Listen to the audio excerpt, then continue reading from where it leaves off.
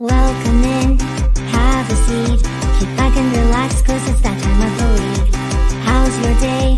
Was it great? Well, it'll get better with Otalku Cafe.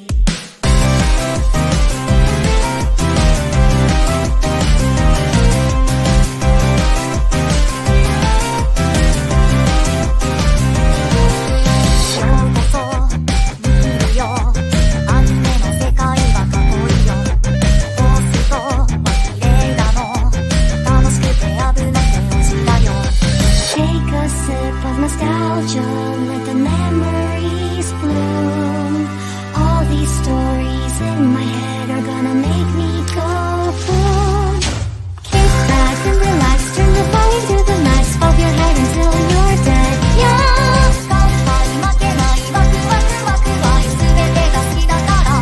Yeah. Kick back and relax, turn the volume to the max, bob your head until you're dead. Yeah.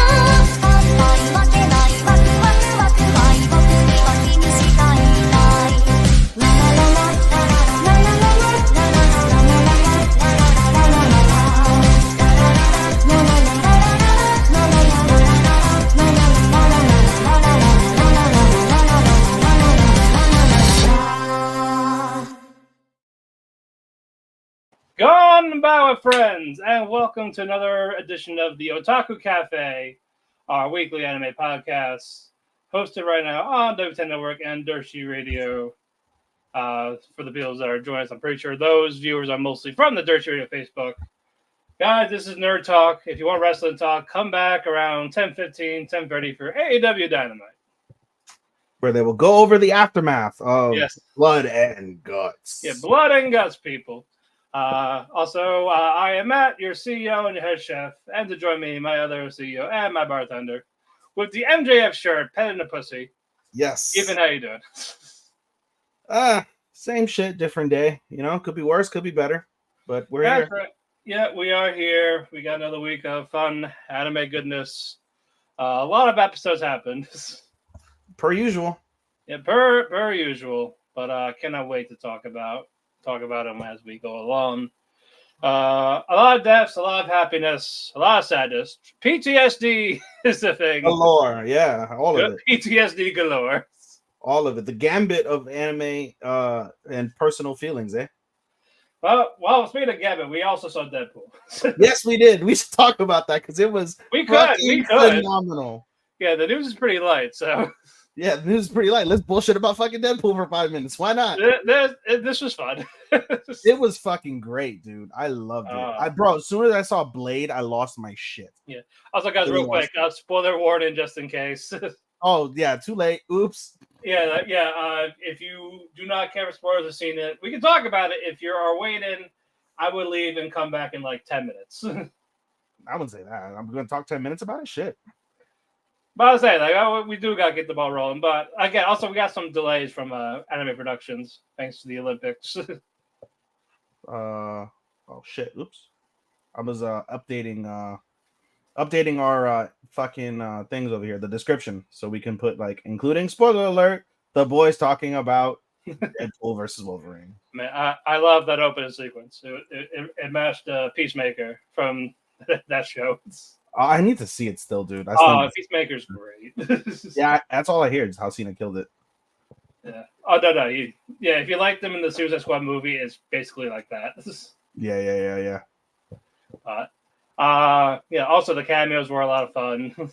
Bro, like I said, I saw Blade, I lost my shit. I had something spoiled for me. I didn't realize, like, I read an article on Yahoo about Channing Tatum, and I thought he was talking about, like, just in general the series. No, I didn't realize that until, like, I read that article that, yeah, he's fucking Gambit. I was like, oh, shit. Yeah, that was going to be the original thing before that film got shelved. Yeah, I just loved all the fucking shit talk. They just fucking blasted the shit out of Fox, blasted the shit out of the old fucking MCU, just killed it. I was just like, oh, my God. Just I love the jabs at the multiverse. Guys, like it's not working. Just stop. Let's eat the L and let's move on with this one. It's gotten the shit ever since we introduced it. I was just reading another article too. Did you happen to see the article about what's his face? fuck, I forget his name, but Jonathan Majors talking about how he was actually really sad that heartbroken that he's not playing Kang anymore, and that they Yeah, I basically saw killed that. Kang off the series. And I feel for him from that respect. It's like, But at the same time, he did that himself. I mean, it's wild because it's like, oh, like they had felonies too, and I was like, having heroin and coke is different from slapping a woman in 2024. Yeah, and getting that on film. Yeah. Yeah, no. I think they should have recasted him, but I will give a chance to see how they're going to do with Robert Downey Jr. as Doctor Doom. Yeah. But I'm still looking forward to it. You know what Majors needs? Majors needs to have like a couple random like critically acclaimed movies, just out of this world, like Oscar winning movies, and then he'll end up like, I think they'll end up bringing him Well, as a vein, who's going to hire him? back. Marvel may. It's built in there. But I mean, yeah, but saying like he's probably gonna be blacklisted for a while, or at their courts or rehab, get your shit together. well, I mean, at the end of the day, I think what it's going to boil down to is I feel like with the Black community, and particularly African American community, they always stick together. So he'll get roles. They just won't be big roles, or they won't receive the critical acclaim because of that. You're not going to see him on like an Oscar stage or something, maybe like a low level Oscar, but not anything like that's super duper. Oh my God. You know what I mean? So, which is a Right. shame. You said, Yeah, it's gonna be a while. yeah, for sure. But yeah, No, Logan. But yeah, Hugh Jackman is great as Wolverine as always. That surprise to nobody. bro, Midget Wolverine was hilarious. I was like, oh good, they actually went with comic book accurate size. I Yeah. fucking bopped. Yeah, they went fucking. That was hilarious. And I was thinking that we would see the scene where, like, like we see like Wolverine stumble upon them getting attacked, and instead of going in there, he's just like fuck it, and he just turns around. All we do is we get the screams and the hears toward the end of the movie, but Right. But, it'd be dope if they, it'd be dope if they had like a. Well, they're not gonna do it anymore. This is basically, I think this is in essence the last multiverse like movie-esque, right? You would say. I think they're gonna still do something similar related to it with Secret Wars in a couple of years. You think? I was like, depends if they continue Loki again, but no, I was just thinking, it was just like, oh, like what if they had what's it called? They had a multiverse with Cassandra Nova in it. Like that'd be pretty wicked. Yeah. I don't know. I am curious how they are going to handle it. Yeah, I was happy to see. Yeah, I was happy to see Cassandra Nova because at first I was like, you had what's his face, Precarious. What was his name? Which one? Paradox. Yeah, Paradox. And I was in my head, I was like, it's kind of a weak like villain. But then they brought in Cassandra, and I was like, okay, I see. Yeah, like all right, I can go with this. Yes, but no, the comedy was fantastic. I love that dog. Such an ugly fucking dog. It is so ugly. I know, but it's a sweet dog.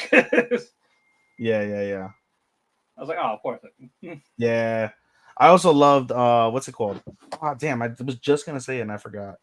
Son of a bitch. Oh my god.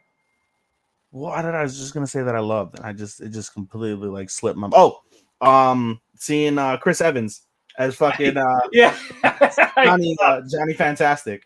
Yep. No, I bought especially for the after credit. Oh yeah. I was like, see, like you're gonna defend. Like, I'm gonna defend myself here. This is what he actually said. You just hear Captain America with the most obscene shit ever. Yeah.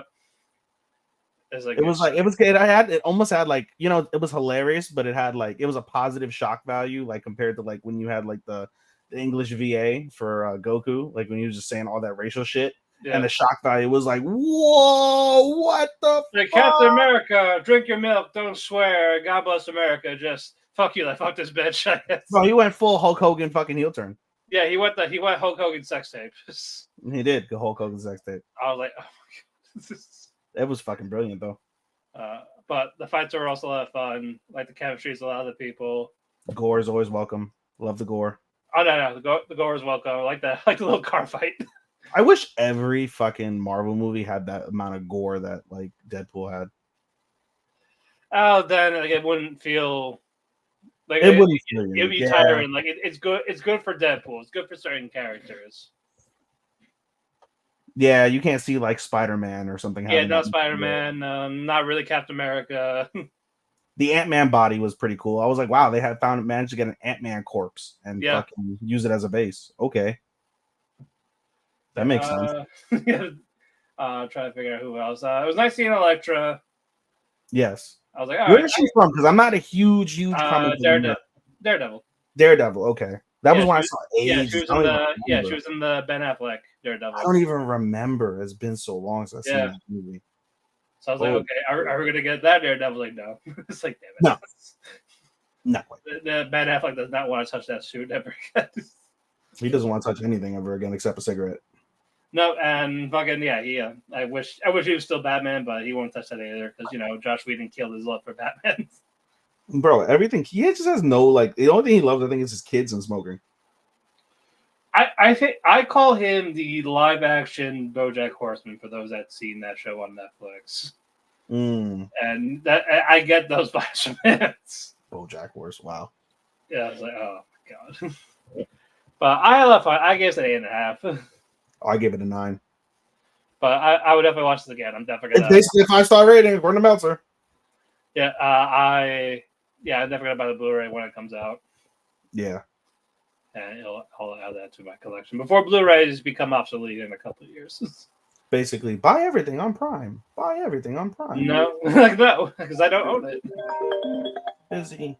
Sorry, busy. All right. But now, anyway, we got that out of the way. Let's get to some news. Not a whole lot. Finally, Junji Ito's Uzumaki has a release date in October. About fucking time. After years and years of just delaying it. So I was very happy with that. Let me double check on that date. Yeah, September 28th, 4 episodes. So it'll end around Halloween. A Couple of Cuckoos has a season 2. Yes. Finally, I thought it was not going to happen. Well, it was inevitable, it felt. Yeah, I don't know because I didn't hear like any like buzz, like oh people loved it or. But I mean, it was solid. Yeah, just a lot of gaslighting. You know what's interesting? I was going through side note that's related but not related to anime. I was bored on Monday while I was watching the G1, and so I decided to make a Mal. I made a Mal account. I downloaded everything from my analyst account, and one of the things that I was doing while I was watching the G1 is I was regrading a lot of my shit. And you guys were talking shit like, "Oh, you got a lot of 6s and 7s when you give out fucking 5s all the time." And I was like, with a 5-star variable, you're kind of compacted, right? When you have a 10-star system or a 10-point ranking system, it's a lot easier to define what's a 6, a 7, or an 8, or beyond that. So I think I rated this like a 3. I definitely rated it a 3 on Analyst, but when I really go back out of that 3 level, I feel it's like what, like a 6? I think I rated it like a 6. Yeah, it's like I put it like either 6 or 7. Yeah. Yeah, it's around one of those. But moving on, Hanako-kun Season 2 is official for winter 2025. And just like last year for October, we're getting a 4 short special, like 4 episodes. So that'll be another thing for the October lineup. Sakamoto Days is going to be a Netflix exclusive on Netflix. Yep. Winter 2025. Chris and Starman are going to be happy for this, but Undead Unluck announced an official sequel in winter 2025 with a 1.5 hour special. So I cannot wait for that. Congrats. Rooster Fighter is getting an anime. Rooster Fighter? Rooster Fighter. I guess because they can't say cockfighter. Yeah, no, it's a little rooster. The neighborhood cock of the walk is more than just an ordinary rooster. He's humanity's greatest defender. His opponents may be 10 stories tall, but nothing is bigger than his stout heart and fearsome battle cry, cock-a-doodle-doo. And it's going to be Adult Swim, so that means it'll air on Max the next day. Sounds like it's a maybe. I'm probably gonna watch this. Yeah, it sounds like yeah. I was like, all right, I need to know. Let's see. Cute High Earth Defense Club Love is getting a movie in winter 2025. I think it's I don't know, it's an idol or one of those magical boy anime. Not sure. It does not say. It's original, so no idea. I'm probably not gonna watch that. Smartphone game Project Sekai receives a anime movie in 2025 for January, or Colorful Stage the movie A Miku Who Can't Sing. So yeah, this is gonna focus on Hatsune Miku. It was like this version of the Vocaloid cannot sing. So we'll probably watch that whenever that comes into the US or streaming. Light novel loved by her sister's former fiance is getting a TV anime in 2025. And another light novel, The White Mage, who was banished from the Heroes Party, is picked up by S-Rank Adventurer. The White Mage is too out of the ordinary. It's getting an anime project. That's a mouthful and a half. Studio Nuts produces Negative Positive Angler original TV anime for winter 2024. Actually, I have not heard of this one. What is it? The story follows Tsunehiro Sasaki, a depressed college student burdened with debt and being told that he only has 2 years left to live. After falling into the sea while on the run from debt collectors, Tsunehiro is rescued by friends Hana and Takaki and soon becomes hooked on fishing himself. So it's a fishing anime, he owes a lot of money, and he's going to die in a couple of years. Is it going to be like a mermaid where the mermaid saves him? No. He's just going to die on a boat. If he's going to start fishing, maybe fish to collect some cash, if he could get like a big bass or something or like that. I already got a couple of dramas, so that's a maybe for fall. Who else do we have? Anime project for Sailor Zombie has been announced. Sailor Zombie. Yes, 2 months have passed and zombies gain control of the world. High school student Mayuko is wandering around by herself with no destination when she runs into a school where the survivors live together. She's helped by Mutsumi and Yuri, strong-willed girls, the same age as Mayuko. She thinks she's finally found a safe space to live, but what happens next? In a world ruled by zombies, the girls who have survived begin fighting. So it's like Zom 100 kind of. I was literally thinking in my head, I was like, it'd be cool if they had like Zom 100 spin-offs, and then like the finale of Zom 100 involves like all of these people. All the spin-offs? Like, all the spin-offs, yeah. Like the Marvel Endgame of Zom 100. Right. Actually, who was producing this one? It's not Bugs Films. It does not say, but it is a seinen, so it's going to be more of an adult type. So it'll probably be pretty gory. Well, all right. So I can't wait for that. That is it for the news, unless you have other ones real quick. Not that I could think of, Papa. All right, so let's get to some of these reviews. Yes, we have one less review because something you didn't mention in the thing is I picked up Elusive Samurai. I know, hooray! Hooray! And we still have this week's of what's it called, Dear Moments, but I have paused it for now. So just to jump ahead a tiny bit, I have paused Dear Moments. I probably will pick it back up again as soon as the feel starts. It's more of that's the thing with visual novel games. It is that slow pace because you're buying it, you're playing the game basically.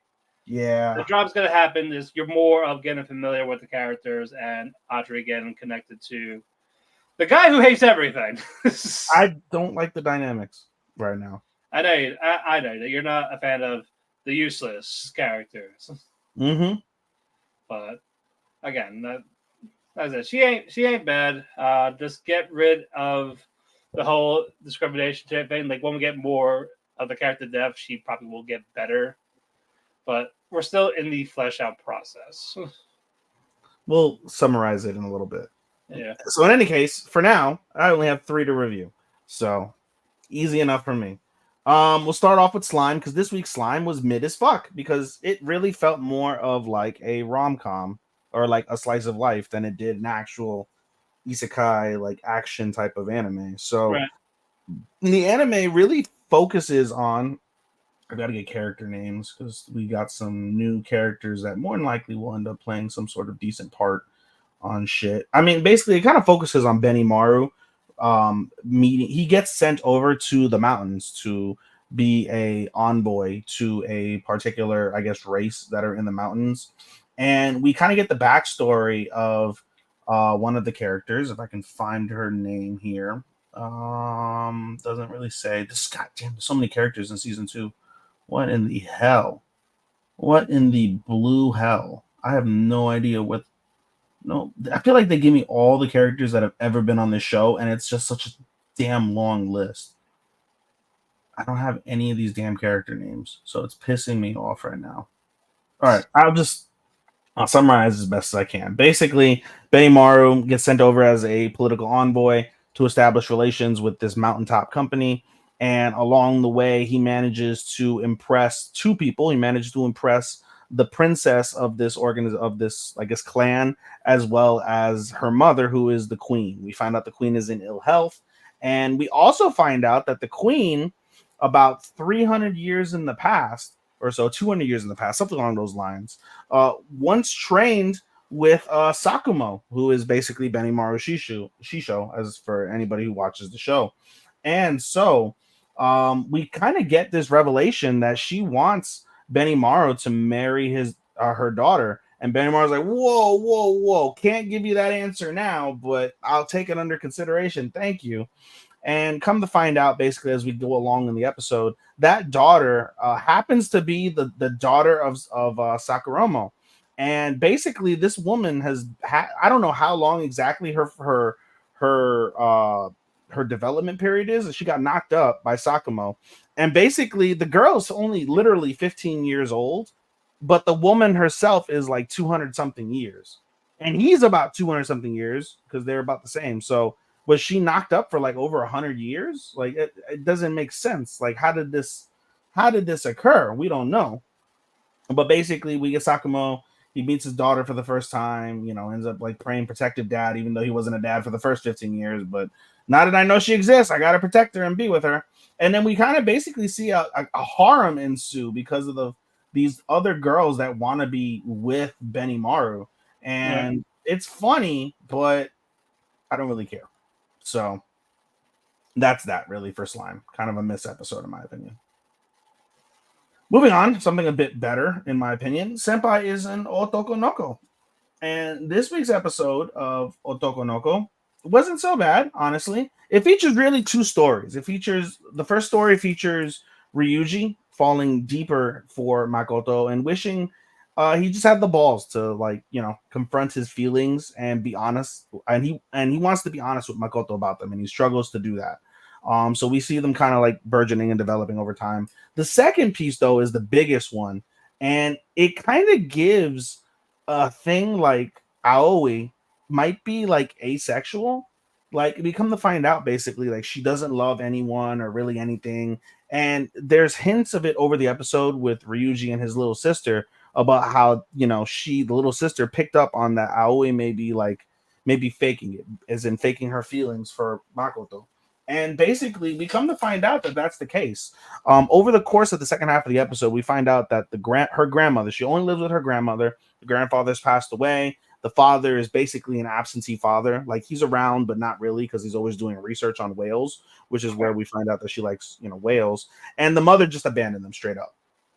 And so she never learned real love like that. And so therefore she's never loved anyone truly.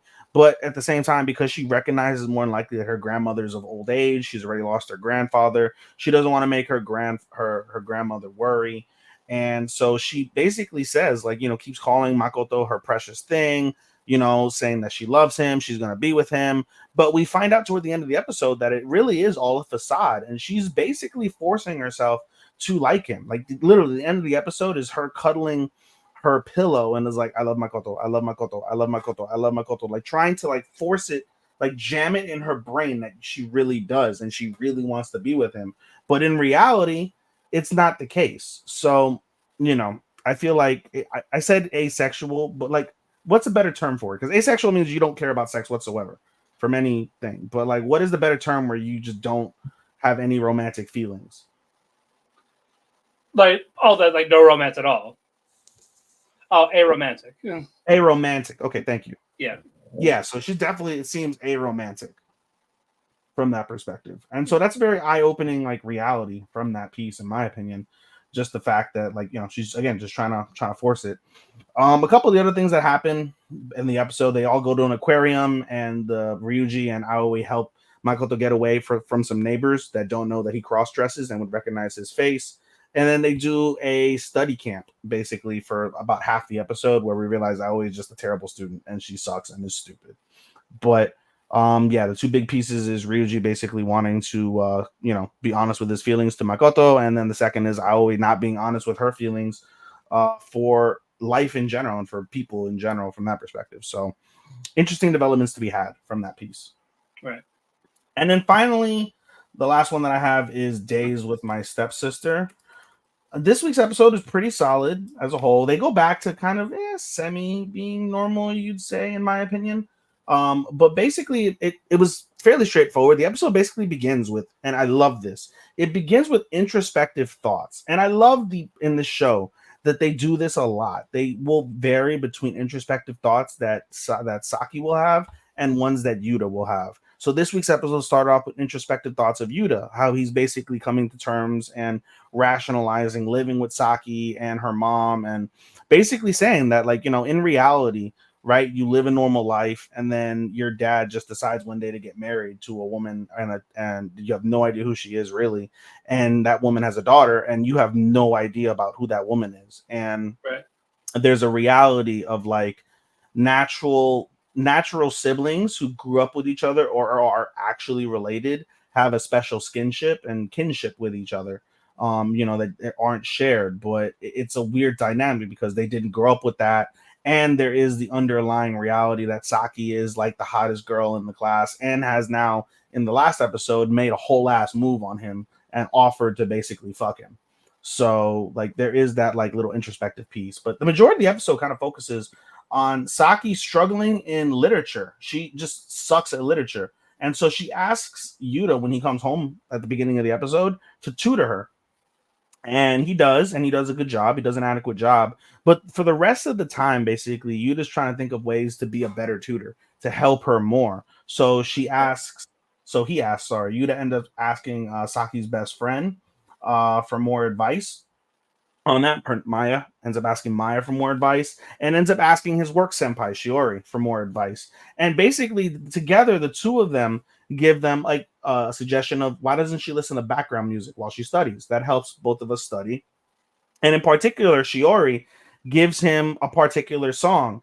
From there, he plays the song for Saki, and it's an incredible lo-fi song. It's lo-fi, it's dope. The scenes are dope. Like it's literally like you're watching a YouTube video and you hear the lo-fi and you see people walking around the streets and it's raining and you're just kind of in their own element with the headphones in and you got the umbrella. Like it was really dope. It was like literally like I was watching a YouTube video. It was super wicked. And basically the episode ends with what's it called? Saki saying thank you for the advice, thank you for the song. I'm gonna listen to this tonight. And Yuta's basically saying, like, in this circumstance as of late, I feel like I've taken more from you than I've given you back. So I hope this is a small like token of me giving back to you for all the things you've given to me so far.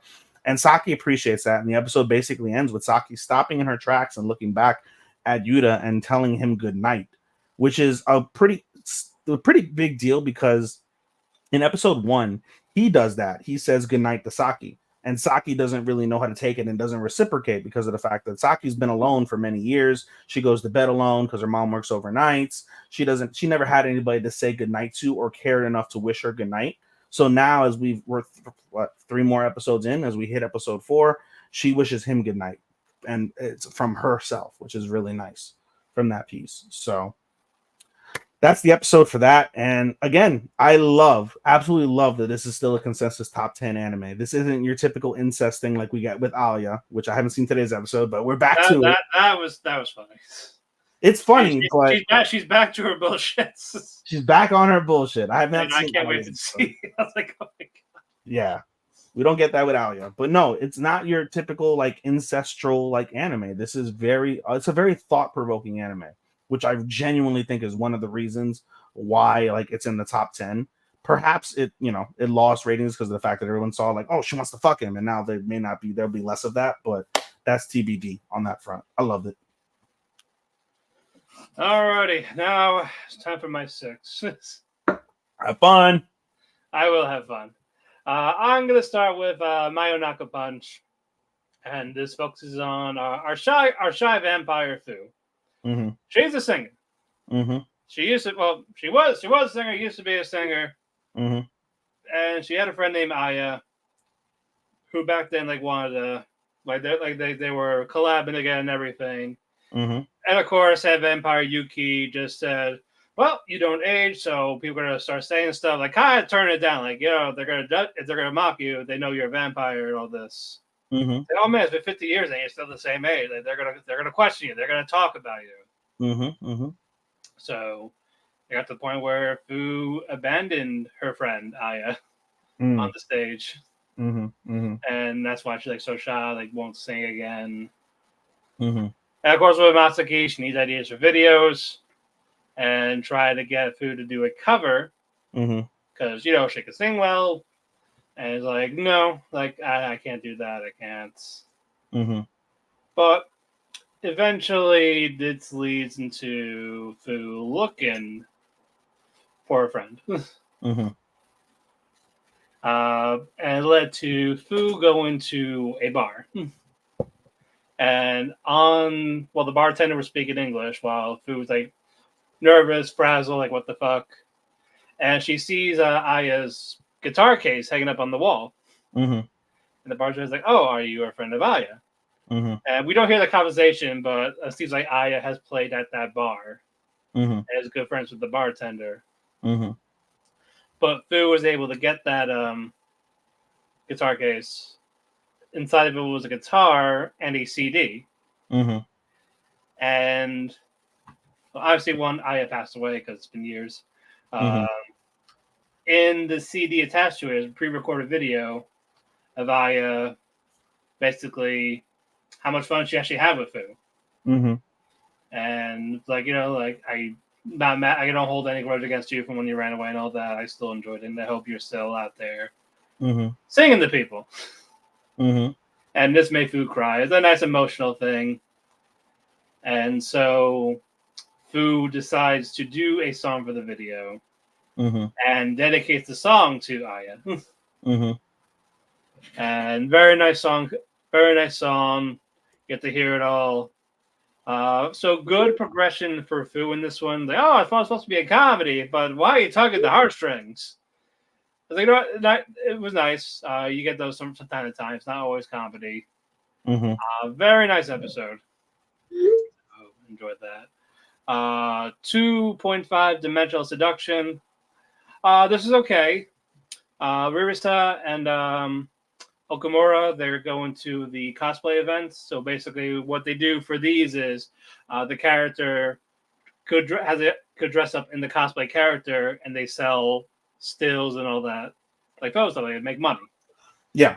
And Okamura is getting nervous as fuck because it's making it seem like it's a date between Okamura and Ririsa. Yeah. And it got to the point where Mikari was helping Ririsa out with an outfit because she knows what he likes. So Ririsa looks lovely in it. They get to the event. She's not on cosplay. She doesn't dress up in the cosplay. I guess she forgot a few things. And there's professional cosplayers around them. And we had kind of a judgy panelist next to him, the guy who helped sell on the other girls' cosplay stuff. It was oh, you don't have this, you get a lot of sales. And I was, oh, you're gonna leave already, type of thing. And a couple come ahead that I want to purchase, but they really don't because she's not in the uniform. Mhm. But you're talking a big game, but you're not dressing up. Why? Are you embarrassed? Hazukashi. What? Hazukashi desu ka? Yes. And one guy came up looking at the CD. And he's like, "This is you, right?" And she's like, "Yeah." Is there any news? Is there anything lewd? And Okamura, in his head, he actually gets pissed. Like first, he was like really happy to have her show off her cosplay, but he's slowly getting these feelings. Like I kind of don't want people to see her in the outfit. Sure. But she tells the guy like, "No, there's no NSFW because I'm still in school. I'm still in high school." And the guy gets so disappointed he walks away. And he's like, "It's like so it's all like tame and stuff like that. So what about the photos we did take at the school, and which is us?" Like, "Oh, those are just for me personally." And well for him too. But the event is about to end soon. But I got to the point where Risa actually says, "You know what? Like, I'm gonna go actually change it." But she has like 45 minutes or so, and getting changed in the cosplay, especially when you have made, is gonna take a bit. But Okamura is like guarding the bathroom door where she's getting changed, or dressing room, and sees like these guy cosplayers, but is that they're actually girls dressed up as cosplaying as boys.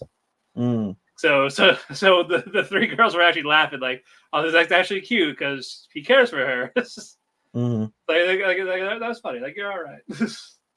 But while Risa is getting changed in there, like everything's like falling apart, like missing like pins, needles. It's not fitting. Like I guess she forgot a couple of things. And this actually happens. Like actual cosplayers, they'll offer like, "Oh, I have this. You need this to have extra." They'll help like just to help out. Yeah. And while she was getting dressed, it's like, Can you get away with that? Hold on, pause. Can you get away with that? Like you just have like random needles and fucking bobby pins and shit. Like you can just take that in with you randomly into the event. They don't like check you down for like real guns and. Oh no, because then people do cosplay fairs at the con because they be aware that it can happen at the con. Yeah. And you can either go to a part of the con that does it, or someone has the stuff on hand. Like you never know because it has happened to them, so they know what it's like. Yeah. And so like, so Marissa has like this like mini skirt on. It's like, "You're wearing that? Like what? What's the problem? Like you're a school student, so you gotta cover the pantsuit basically." So one of the adult cosplayers kind of strips down, like got the bottoms off on herself and gave it to her. Ew, that's kind of gross though. She's been there all day. She's probably sweating. Those are like a couple hours, not even, but still like no, but they're like, "Oh my god, like this famous cosplayer is stripping," kind of. Oh no. But she got the outfit on, and people are actually in awe of it. She's got her confidence back. Okamura's happy. So a nice little ending. So not a bad episode. I'm glad Okamura's kind of slowly calming down. Because again, that was definitely a gripe. It's like I like the girls, but he was kind of cringe. But the fact that he's calming down a little, I was like, okay, I can tolerate him a little bit. I mean, my dick is getting hard for real women. Basically. Oh. Moving on. My wife has no emotion. What you call it? Mina learns kissing. The robot learns to kiss because of Takuma.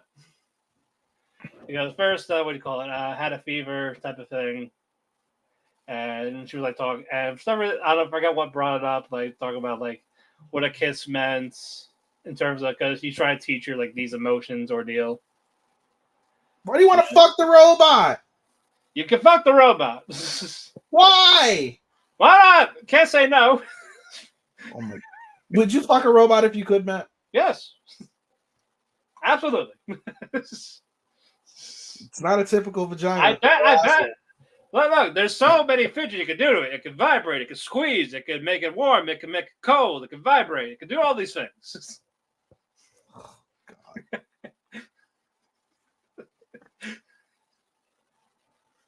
Anyway, keep going. Yeah. Take that. But the Super Mina, the more advanced one, comes back to visit, brings gifts, trying to befriend the old Mina and Takuma. And basically, it's leading to Mina considering getting upgrades. So that was to get the Super Mina brought. Give her the ability to have the upgrades, I guess, be more expressive, more features, more updates in her program as it's being this cooking and cleaning. I guess be more lively compared to Mina. But Mina wants it, but for some reason Takuma, he's like, I don't know, basically. But this ends with basically Mina letting him know that, hey, I'm gonna be picked up by next week to go for the upgrades. And it's good, and basically I'm gonna be gone for 2 weeks for the updates. And Takuma is like kind of like sad about it, but I don't know. Like I don't know how they're gonna do it, but we'll see. And the next episode, they're gonna feature the next robot girl. Forgot her name. The psychopath. Oh, she's on the cast list. I forgot her name. But the next one's a psychopath. Has weapons, like a Doc Ock style. Oh, yes. Is that a kink now too? What? Is that a kink too? Well, if it's technically call it tentacles, but oh my god. But no, it's not. It's not a sex pain. It's like crazy. Calm down. I've been grateful to not see very many anime whatsoever that have tentacles because I hate tentacles. So yeah, they'll random isekais will do either tentacles or slime. Mostly slime. It's mostly slime. Yeah. Yeah. We all know from that Mother Alabama one. Jesus Christ. You didn't watch that, right? I don't recall. Do you love your mom and her double hit multi combo? No, I didn't ring a bell at all. No, it's awful. The only mom I know is the double mom wombo combo that we saw in. Well, that's the good mom. This one was I want to be impregnated by my kids. I've read hentai like that, but I've never watched. No. Yeah, but it's like full on displays, like Jesus Christ. Moving on. Please. Nananare, cheer for you, the cheerleader one. I like that it's not the cheerleader is not the main focus. It's not. That's because That's why I didn't watch it because I was like, oh, I don't want to see a bunch of girls cheer. No, it's there, but it's more about the characters themselves. Like, there's nothing about cheerleading this at all, except for they posted a video last episode. Like, oh, we got about 112 views. That's nice, awesome. It's because nobody's neck got broken, so that's why I didn't get more views. Well, Megami didn't participate. Oh, damn it! I know, but this focuses more on the transfer student girl Anna, and this is another one where it's like a shit ton of English talking, like almost all English with her and the record store owner, with YJ and Mia. Basically, she's been going to this record store since she was a kid. So basically, she's like it's like a secondary home for her.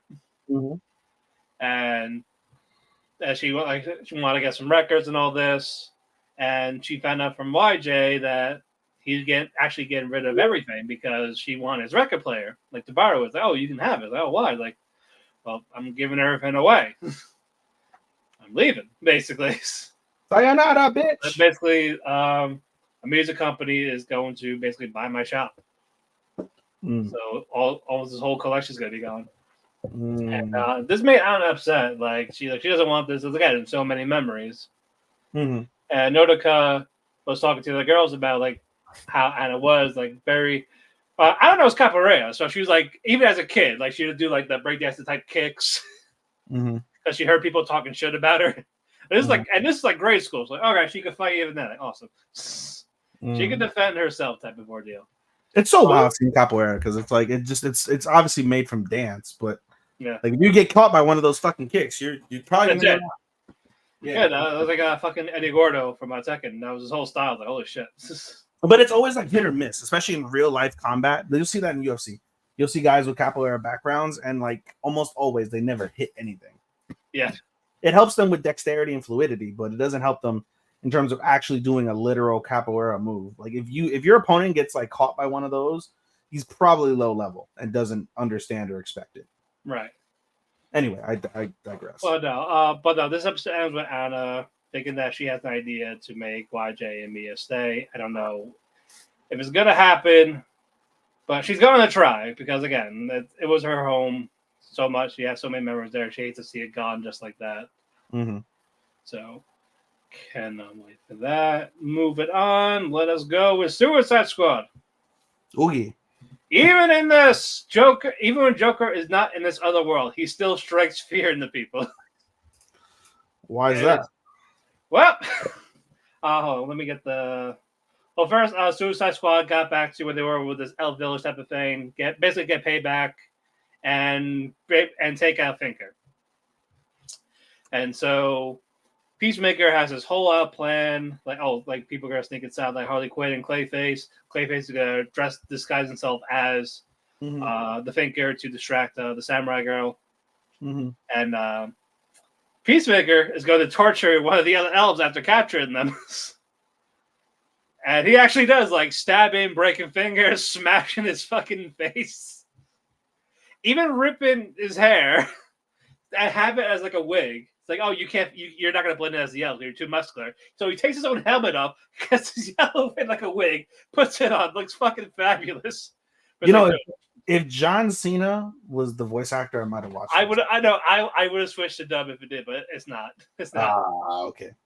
Yeah, it is Sean Patrick Judge as the dub voice actor. Mm-hmm. But like, so Clayface is distracting Katana. Harley Quinn is fighting the Finker. Finker, of course, he thinks he can read their minds and all that. Gets her knocked around a couple of times. Harley Quinn has a strategy. Basically, if I don't think at all, I can actually land a hit on you. Mm-hmm. Doesn't work for long. And he dives deeper into her mind. And so you see her as a psychiatrist talking to Joker. And all of a sudden we get to, like how like Joker has Harley hanging up by above the vat of acid. Yeah.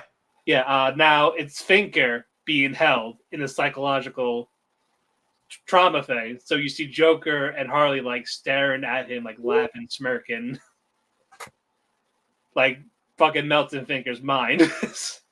Yeah, he's imagine Joker did not come with those, but he's still giving Harley Quinn life advice on what helps her out in this otherworld situations. Bro, it's like having the angel and the devil. It's like Robin, Joker, Robin, Joker. Yeah. And so Finker's mind is blank and knocked out. And of course, fucking Katana beheads him. And this leads to Katana fighting Harley Quinn. Nice animation, great music, but Katana was able to escape. Harley Quinn, Suicide Squad, as they're about to retrieve her now. Like, all right, let's go back. Fiona, the princess, was about to talk to her mother, but she overheard the mother saying, I need the Suicide Squad executed. They're going to die. So that's where that episode ends. Very good shit. I like that one a lot. Almost done already. Like, damn. This is what, 10 episodes? 8 episodes? 10. This was episode 7, so... But it also debuted like 2 weeks before the summer officially started, right? It was more of...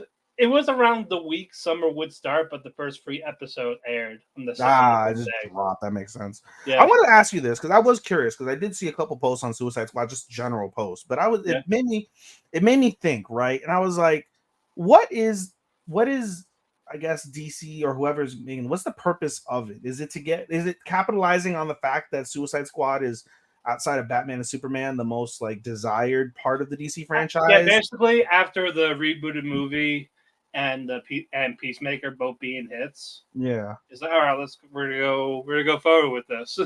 Okay, so they're just going full retard with the Yeah, basically, yeah, because Harley Quinn's popular, Clayface from that, and of course, it's a Harley Quinn show, the Suicide Squad movie, the Peacemaker spin-off. It's literally Harley Quinn and her and the band. That's more or less because they are in those shows and movies. So the fact that they're all intertwined, basically, those characters are so popular. Like, how can you not capitalize on it when you can? Yeah, but it's not really a specific focus on getting more like general fans into anime per se.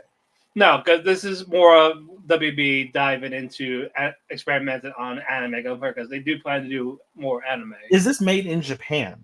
Yes. So is it maybe a focus of the Japanese getting more Japanese into That could be true, because the real life? this is made by Wit Studio, so Yeah. Okay. yeah, I guess to make it more global, but they know anime is on the rise right now, so all right, let's see if we actually try it. Let's work with a studio. Let's see what we can come up with. And so far, this is the result. This was definitely the best episode, but the show itself is just okay. It's a standard isekai, so I consider it a test run to see where they stand on it. Yeah, nothing stands out, but nothing's insulting. You know what you get. Exactly. You know what you're getting. Yeah. But moving on, last one, Sengoku Yoku. I did see today's as well, so I'm going to talk about that a little bit as well. Oh, yeah. Tsukiki, basically, with the way we left off, she wants to be trained by Shinsuke, and Shinsuke is basically telling her, "No, fuck off. I'm not taking on apprentices and or anything," because he also deems himself as weak from part one or core one, whatever you want to call it. The only reason why he is strong because he has a magic sword. And he has training, sure, but he's not great at it. So how could he train someone if he doesn't believe himself that he's great himself? But eventually they cave in because they ran out of food and Tsukiko had food. So it's like, well, you gotta take me in now, can't you, motherfucker? They run. They meet like an ice dragon type thing called water god. They found a water god. Well, Senya did, called Nao. So it could turn into like this dragon type thing or some type of weird creature. Meet our next set antagonist, Mudo, who actually turns like this black dragon. He tried to kidnap Tsukiko, but unfortunately that really didn't work. And we get the return of Tokyo. Yeah, Tamayoko. She looks older. Like, got older, taller. How much of a time skip is it? Like months. Oh, so she just hit a growth spurt. Yeah, basically, yeah. So like, it's just like this is the same person. Like, okay, not like big boobs or anything, like just taller and all that. Okay, homeboy from To Your Eternity. Yes. Yeah, not Fushi. Not Fushi. Okay. But yeah. So she helps out. Tsukiki was saved. Muda retreats for now. So Tama catches up with Shinsuke. Basically, what the hell happened? Because Shinsuke says, "Oh, basically after that, after the events that happened, you basically left me. You left me high and dry."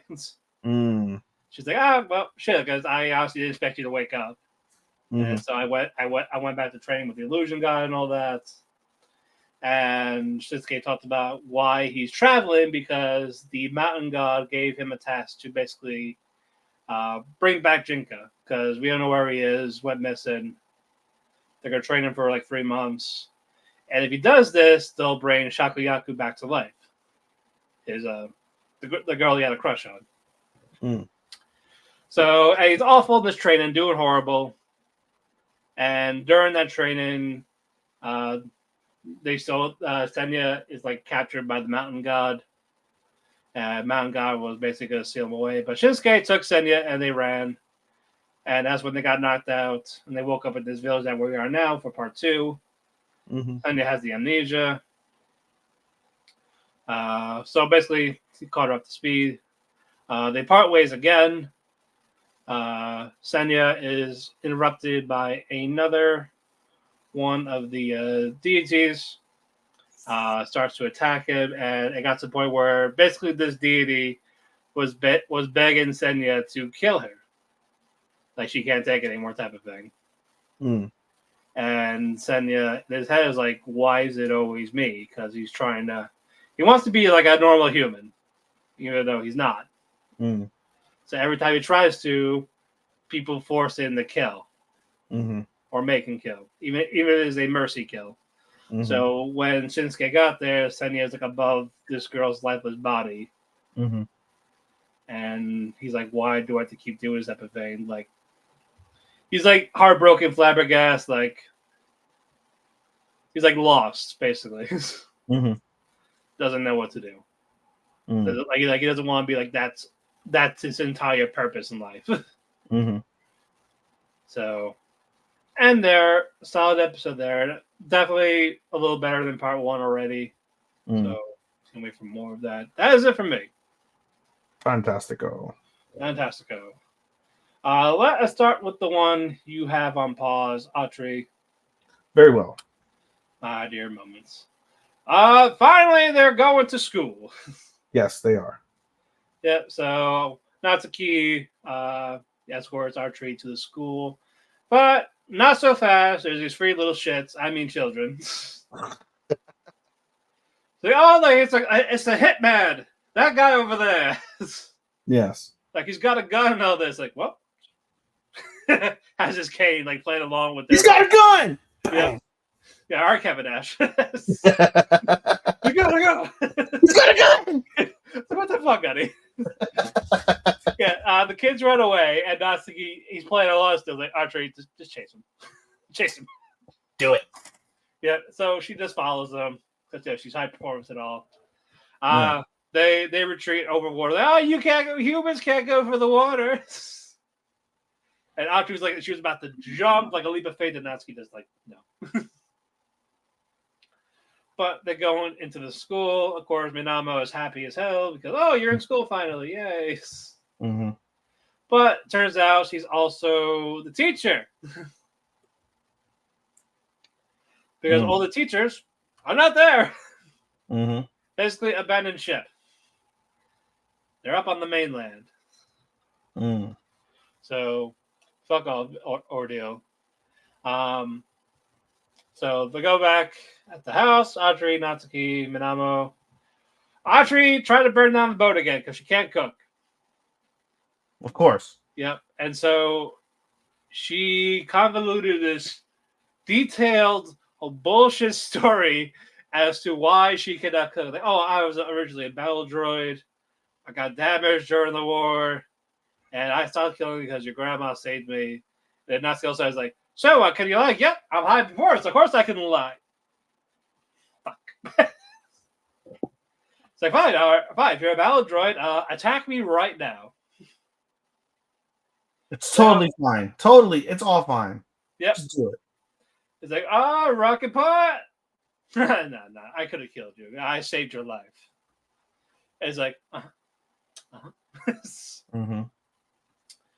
But we see more of Ririka, or Anatomy. Mm-hmm. Basically, she's at school at night, because apparently this was haunted. But no, she's on top of the school roof, reading with a candle, because no batteries, no electricity. Mm-hmm. And of course, Ryuji couldn't find batteries for her. Because, there's hardly any electricity. Gave Natsuki shit for some reason. The guy, fuck you, buddy. Mm-hmm. I guess because of his grandmother. I don't know. And Natsuki was like, we figured, like, we kind of have electrical supply, like the windmill, all the water. Mm-hmm. And he tested this on his boat. Mm-hmm. And success. So his goal now for the school was to make this electric generator type with the water, using the fans, making like a bigger fan. Mm-hmm. And of course, Ryuji is still giving him shit for it. But Natsuki's got his abilities. Everyone's going to be working together. That's where it's going to end. Mm-hmm. So we'll see how they make this giant fan. Maybe they can take Atri apart and use her for the fans. That's like I was writing earlier when I said I was pausing it, right? Last week when we were talking about it. At the end of the day, like, the two primary functions is there's going to be some sadness. They're building to that clearly, right? Yeah. But the other piece is like global warming. And it's like how global warming affects the world, and like how they have to overcome that with their ingenuity and their will to survive and their will to stay on the island. So it's like I get that piece as well. That's very valiant of them. I can appreciate that, but it just doesn't translate to entertainment for me. I don't feel entertained watching this show. I can bitch all I want about Nokotan, right? But at least I'm fucking thoroughly entertained.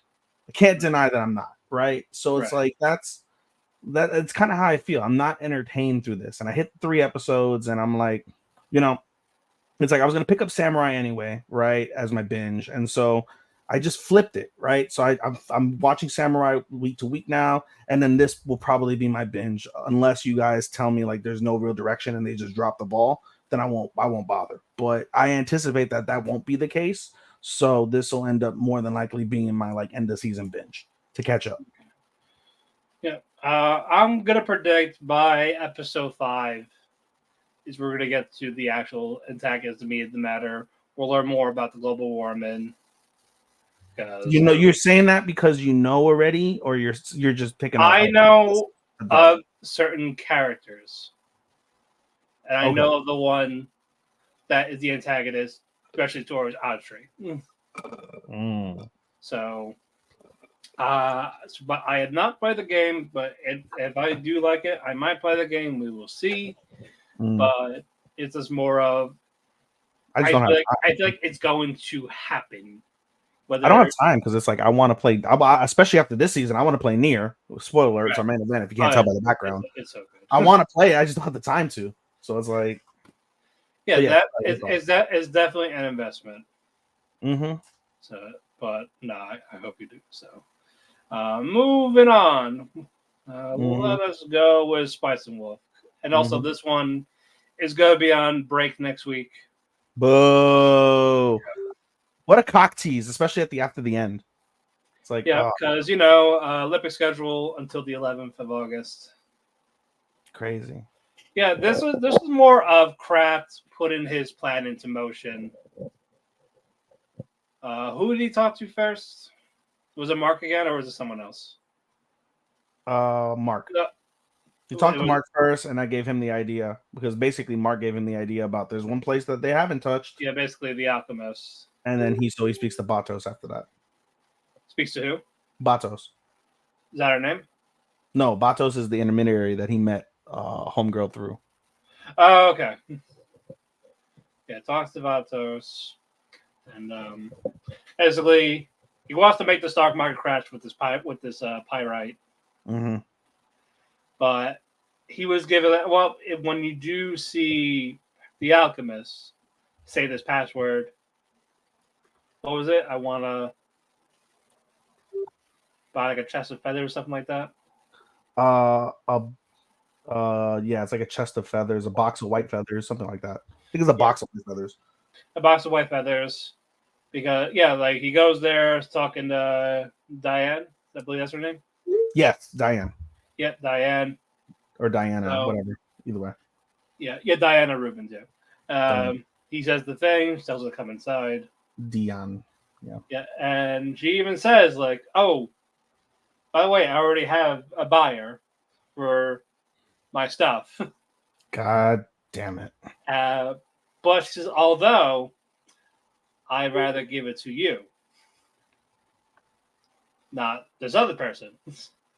We all know who the person is. Yeah, we know who it is, but she ain't gonna say it because client. And and Kraft won't say his reasons. Right. So I was like, all right, fine. You won't tell me, I won't tell you. Right. So I can give you this. Was it like 500 silver? Yeah. Yeah, for like 500 silver. So pretty affordable. He can do it. But basically, it's more of, but I'm going to think on it. Where are you going to be tomorrow? And he said the market square, because by the time they open up. Yep. And before he goes, he actually asks her, has there been stories where a deity fell in love with a human? Plenty. Yeah. So he's like, oh, good. I have a chance, basically. There is hope. So you're telling me there's a chance. So you're telling me there's a chance. So he's happy with this. He goes back to Mark, having a conversation. And Mark's kind of questioning him a little bit. Mm. It's like, if I help you, like, are you gonna do this for me, like, Yeah, or am I just, you're just gonna fuck off and I never see you again? probably the latter. It's like, okay. Yeah, he laughs it off, like, all right, life of immersion. I get it. Let's have a drink. Yeah, let him drink, and basically you can crash outside the tent because you can't go back to the hotel That's wild. because an upsetting Holo is there. Ugh, you still So- exist. Ugh. Yeah, basically. I wonder. I thought about that really, and I was like, if he would have gone back to the hotel, could he have made anything better? No, I don't think so. I don't think You he think- knows. I don't think he has the right words to say to make it better. What I mean, what were the odds that Holo was even there? Maybe she was already cuddling up next to Amadi. Or maybe she has a side deal with him already to kind of fuck with Lawrence a bit. Like, oh yeah, we were good too. Awful. I would go, yo. Fucking awful. You're torturing this man. I Bro. mean, he did it himself, but at the same time, it's like you're trying to torture this man. She gets off on it. I know, and again, this is Lawrence's doing, and this is kind of his fault because he didn't read the letter first. Say, oh yeah, go ahead, read it. Holo's definitely into degrading sex. You could tell. Yeah, She's into that. yeah. This Kraft is in the middle of that, or he's learning the kink. He's learning. He's like, I don't know if I like it yet or not. He's like, I'm just gonna pretend I didn't hear that. Ow, that really hurt. Oh shit, that's kind of turn on. That hurt my feelings. Yeah. But the market's open and everything's lively. I love that they did it like the New York Stock Exchange, by the way. Love. Oh that. yeah, It looked like near the end, right? hands, the bell. Like, The everyone's board. Like, oh, clapping. here's this. Here's Yeah. this. Not even that. It looked just like the New York Stock Exchange. Yep. 500 years or however long it is in the past. Yeah, and they're all gathered around, and while Kratz was like looking around, he sees Amadi and Holo. Yep. Holo doesn't look at him. Nope. Kratz was thinking about going over there, but doesn't because Amadi goes up to him. Yep. It's like, well, looks like I win. You have the contract, Yep. and I can't wait. And the bell rings, and that's where we get the end episode. Yeah, he gives him, by the way, 30. I think they give him like 30 like special gold coins, and they said like, oh, the conversion rate must have been like a fuck ton. He's like, I didn't worry about it at all. It's like, no, it just makes it easy to carry. Like, count, go ahead. Yeah, He's just being a cocky prick about this, thinking he really is. He's just like, oh, such a villain. Even though he's not really a villain, but he's like, he's playing the game. yeah, man, like ruthless. And he's what, like 14, 15, 13, something like that. Like he's I think like 16 or something. like 60. Yeah, bro, like fuck. Savage. It's like, well, fuck you. Fuck you, fuck you, fuck you. You're cool. Fuck Yep. you. And fuck me. Fuck me. Like, all right, you fuck you. You fuck me. Or later. Yeah. But while we're on romance, let's continue with the romance. Let's go with Twilight. Out of focus. More fucking. More fucking. More fucking. Bro, they fuck like jackrabbits. Yeah, fucking like rabbits. Hey, homie doesn't want to try and be a switch. He's just straight bottom. He's just a bottom. He's just a straight bottom. It's all happening so fast for him. I bet it. Well, no, probably not. He's a fucking. Well, rough, slow. Yeah, homeboy's an expert since he's been groomed. Well, at least these people are the same age. Yes, thank God. Yeah. But the film is done. Mm-hmm. They are done with that. Mm-hmm. Of course, Mao's having feelings for Hisashi. Mm-hmm. From cup of feelings to full-on sex, as we said, lots of sex. Mm-hmm. But he's still figuring out himself. Or like, does he want to be in the closet? Is he gonna come out of the closet? Or is he gonna fuck in the dorm for the rest of their life? No, I mean, I didn't really get that. I didn't really get the whole like in the closet thing. I feel that would come more into play like if they're like, because they tend to keep their lives separate because they're two different personalities. Yeah. And everyone knows they live together. Everyone knows they're close, but nothing's really come up in terms of a of a situation that requires them to be out. You know, Right. it's not like, oh, I'm gonna go visit my family. You should come with me, or like, oh, like some random boy that's like the snitch journalist in the school saw us fucking grabbing each other's cocks or something. You know, it's like it's nothing's come up like that. Yeah. So None of that. But no, and Hisashi, the drama club, yeah, and this made Ishikawa go like fuck. But yeah. he wants him, but like because you're He wants to be with him all the time. That's really what it is. It's not so much like at the beginning, it was not so much what he wanted. It was more about what Mao wanted. And Mao wanted to be around him all the time. New relationship, new feelings. I always want to be around you. He has that sense of jealousy we've established. And it continues again in a small pattern this episode before he snaps out of it. So, right. But what do you call it? He's feeling competitive. Oh yeah, Ichikawa is being competitive with the third year club president because film competition, right? No, he's being. It was the I think I don't think it's the drama president. I think he's the actual like student council president. He doesn't get along with the student council president, Oh, and sorry, yeah, he's third year club president third and year, yeah, second year director, yeah. and that's basically what the preview. From what I saw, the preview is going to focus on their like dynamic. So there may be some sort of like homosexual reality there as well that we have yet to discover, or it could just be typical like rival type vibe. I don't know. Right. So we're gonna figure that out. But Yeah, but I mean, basically, I could take over because you're struggling yeah. a little. It seems like. Yeah, I'm trying to remember because again, I watched a lot of shit. Oh, dude, I could have. You should have just told me to pick this one up. But no. So that's basically the first half, and we get a scene, and I think it's a very pivotal scene where he's Mao's coming home from club, wondering if Hisashi was there because Hisashi's decided to join, and when it's all said and done, they have sex, and he's like, I think I'm going to join the acting club. He's going to join the film club, right? I think it's a film club or is it drama club. He's going to join the drama club, and he's like, okay, well, that's fine. And basically, Mao kind of resigns himself to like, all right, well, I want to be supportive, and that's basically the gist of why it's all said and done. I want to be supportive of Hisashi. I want him to be happy, and if he can't be around me all the time, then I want to film him all the time. And as he's coming up to the dorm, he hears basically Hisashi saying some things like, I tried to call you. We find out after he opens the door, he was practicing lines for a film that he got called for. But Mao's first instinct is like, oh, he's on the phone with his ex-boyfriend.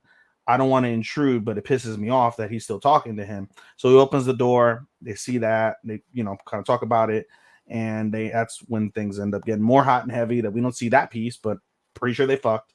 But he basically says, no, I'm not going to talk to him. You have nothing to worry about. I'm yours and only yours. And blah, blah, blah, blah. Stop being jealous. Stop being jealous, yeah. And then that's when we get to the second part that basically Matt alluded to with Ichikawa being upset that Hisashi joined. He felt like, oh, we found him. He's our discovery. He's our like thing. Like, why did he join them? He's over there.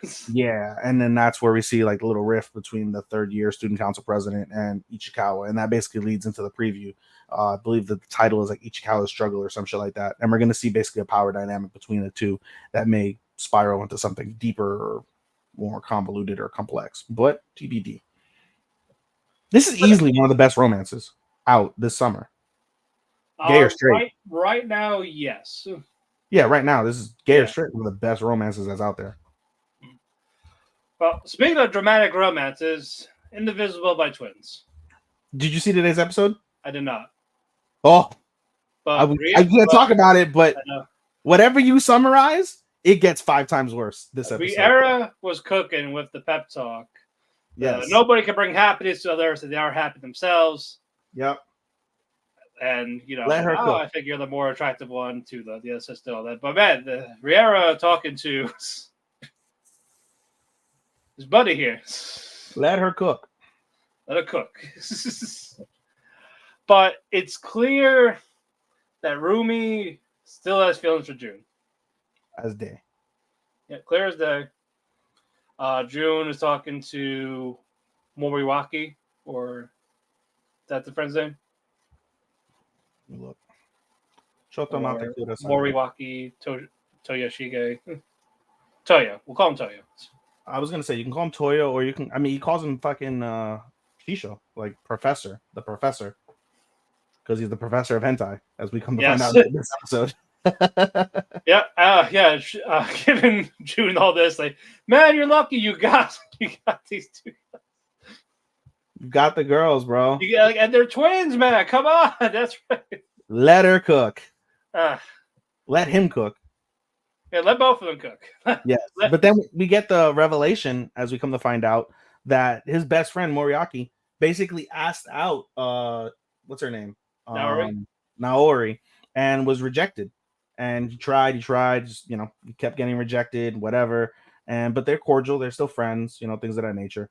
And so that's cool. And I think they're so close. Also, we see later on, like toward the end of the episode, I can skip ahead really briefly, but we see toward the end of the episode, like she's basically like crying to him about her feelings about June and things like that.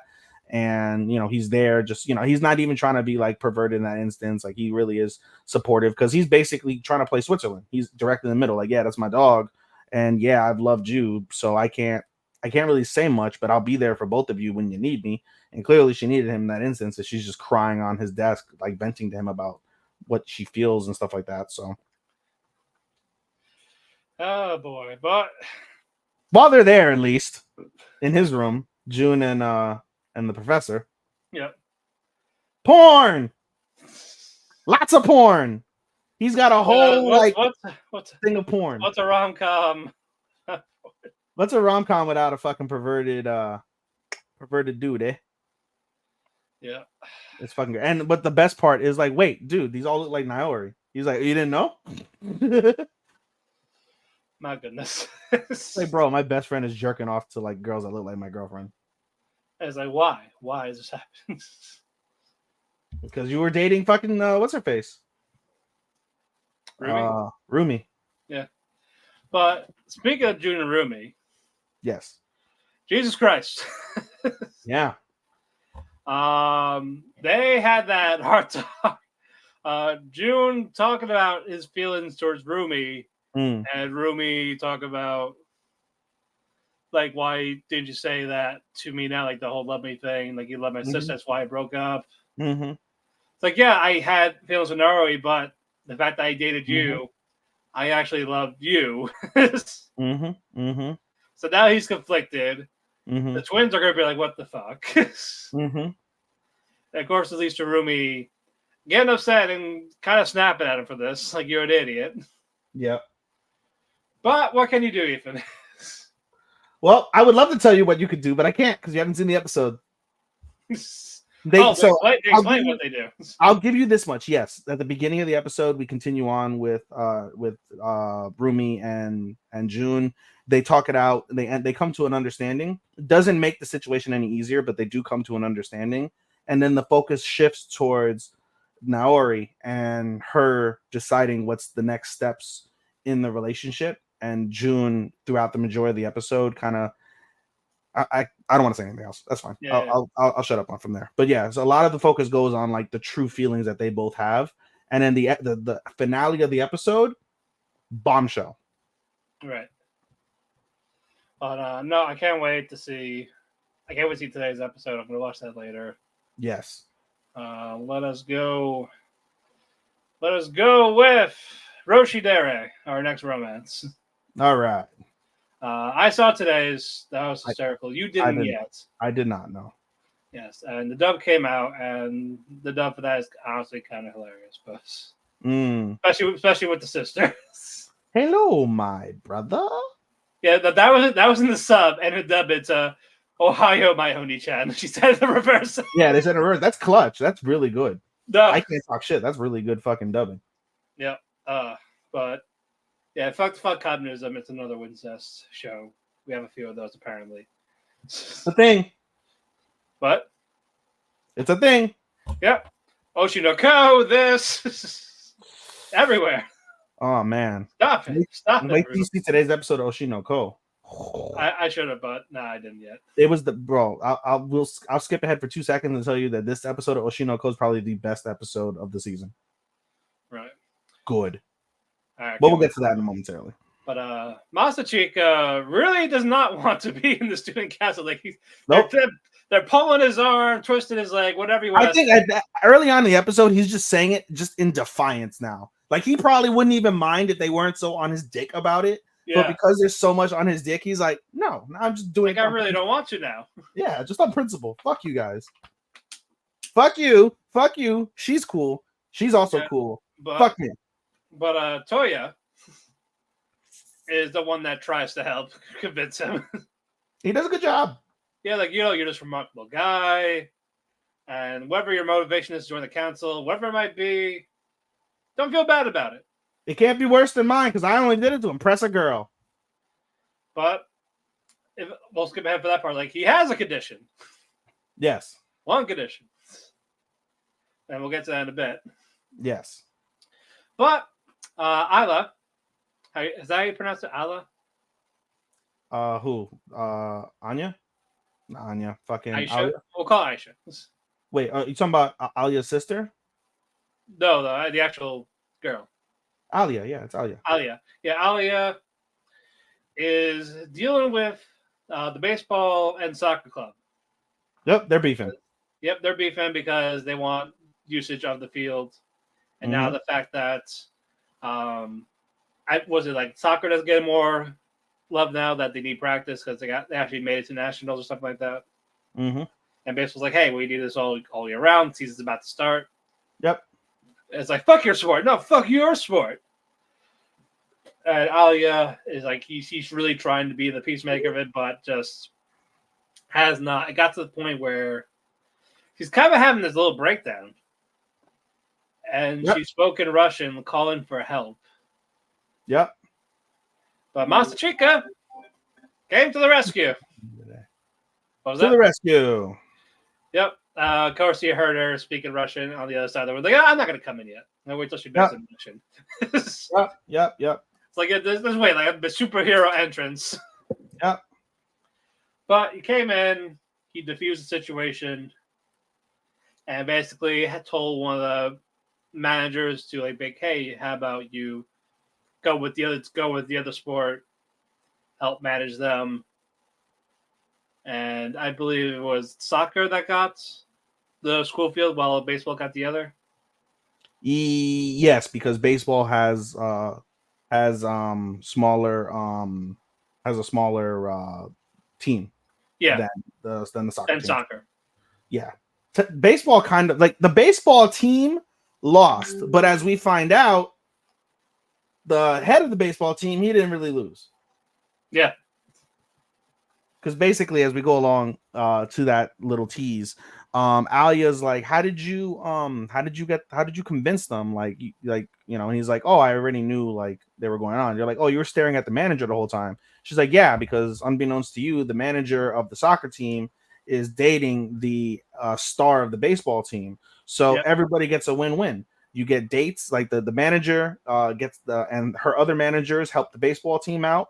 The manager gets time with the other person. gets to have impromptu dates, working dates with him, and the soccer team gets their field, and all is happy and well. Right, and Masachika talks about he's actually in the council. Yeah, because we finally get the confirmation as we see as they're walking, having this discussion.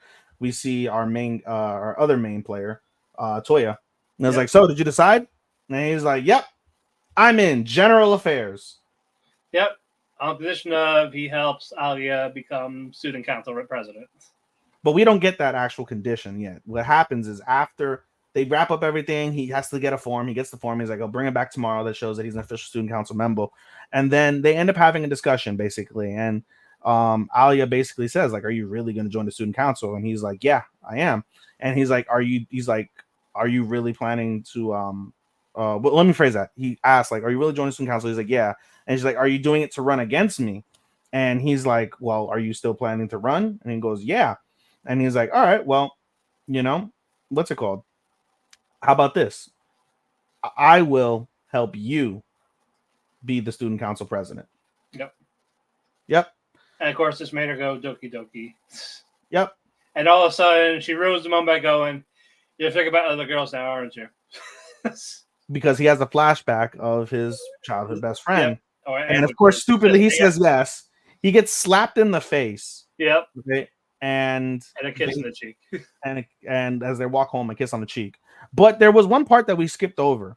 During that conversation, after Masachika basically says, like, I'll help you win the student council, we see Alia go up to him and whisper something to him. And we don't hear what it is, but his eyes open up. And so then after the kiss on the cheek, he's like, oh my God, Alia. And then we get credits. In the after scene credit, we get a flashback to that moment. And that moment, she said, I love you in Russian. And he was like, whoa. And she is freaking the fuck out. She's like, are you so stupid? I can't believe you told him that. You don't really believe that shit. Yeah, you just got caught up in the moment. You didn't really mean it. Yeah, and then of course we get the breakdown, her kicking and screaming in her bed, like, "No, I don't love him. I don't love him." Throwing a whole temper tantrum over the fact that she basically said what she felt in Russian.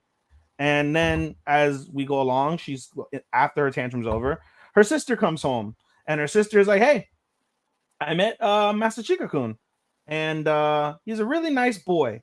And he's like, "I think you're stupid. It's cute that you don't, you hide your feelings, but I think it's stupid. And you should tell him your feelings before somebody takes him away." What do you mean by that? AKA me. Yeah, nothing. Walks in, closes the door with a smile on her face because she's interested in her presumably childhood best friend. Yep, and this is gonna be fun. Oh yeah, and we got one more girl too, so we're not there yet. Oh, we do. In the OP, remember he's in the middle of 4 girls, so we got the 3. We got the sister, the Russians. So I don't know who the other one is. There's 2 girls that I see here in the cast list that are primary that haven't been. Hold on, let me. It's not Chisaki, is it? No. It's either Chisaki or Ayano. Ayano is the 3rd girl. Yeah, Ayano Kimishima. Yep. Does she show up in this episode, the latest one? No. This focuses more on the best character of the show, his sister. Yes. And she also broke the 4th wall. I saw that. I saw something for that. When I was looking for my thread pick, that was the first. You should have used that as your thread pick. I should have used it as a thread pick? Yeah. And here's your customary ecchi scene. Yes. It's like, well, who are you talking to? The people that can't see. The people you cannot see. Here's the fan service. Yeah, that was great. Like, my goodness. That was fucking great. I laughed when I saw that, and I was like, I can't wait to see this episode. Yeah, that's the last episode I need to see since I watched those. But no, basically she's the follower of Yuki. So this one more Makine or Too Many Losing Heroines. I love this show. It's cute. It really is cute. It's a beach episode, but not like that, folks. Calm down. Calm the fuck down. Yeah, not much ecchi. Yeah, not really. Not hardly really. any. A little bit, tiny bit. Tiny bit. But who was Kazuhiko talking to in this club room? It was Koto, Chika. Who was the people in that room, like the sport members? Komori. Is it? Hold on. Let me pull up the cast list. 1 second. Yeah, Chika Komori. Yumiko came in with like dead eyes. Yep. Because you need the proper paperwork and all this. Yep. What was I forget? What was the activity for? What they were doing, or was it just a regular fun beach day? No, it was because the student council was on their ass that they don't really do activities. And so how can we give you money if you're not actually really doing shit? Just you're not doing club activities. So yeah, so they decide, okay, we're gonna do 2 things. A, we're making all of you write a novel this weekend, and basically use the principle of being a shut-in, like fucking real real artists do, like real novelists, where like they're just stuck on their computer for hours and hours and hours over the course of days and days, writing and writing and writing so they can meet a deadline. We're gonna do that, but we're gonna do it at the beach. Yep. And so then he tells Anna, and Anna's like, I want to join, and proceeds to tell him a story basically about how since they're childhood friends, the families are close, and they're going to do a barbecue, and he doesn't want to be around them, and blah, blah, blah, blah. So I'll join. So they get another new member. It is Anna officially. And so the beach consists of the literature club, Lemon, Anna, Komori, Koto, Yumiko, and Shintaro. and yeah, It was Shintaro, right? Nuka, Yeah, the Nuka president. Okay. and Shintaro. Yeah. Yeah, and of course, fucking Shintaro is talking to Kazuhiko's like, "Oh, Betty, you're gonna be excited about the bikinis. Like, this is every man's dream of seeing." Yeah. He's like, I didn't expect you to pull 2 girls to come and join the club. That let alone that they're fine. So it's like this is where we get this is where you're gonna get your moment. The thing that people always go on. And who was it that shut him up? Koto. Koto. Yeah, I was like, no, like, shut up, no.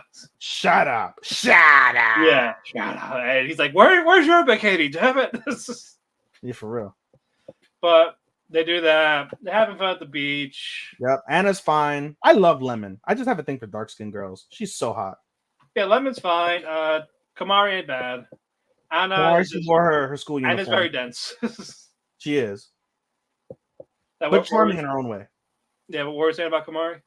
She wore a school uniform, her school bikini, not bikini, her school swimsuit. Yeah, the school swimsuit. Yeah. Yep. Meanwhile, Anna wore like a really skimpy, like kind of looking one that was really, really cute. And then Lemon wore a cute one herself.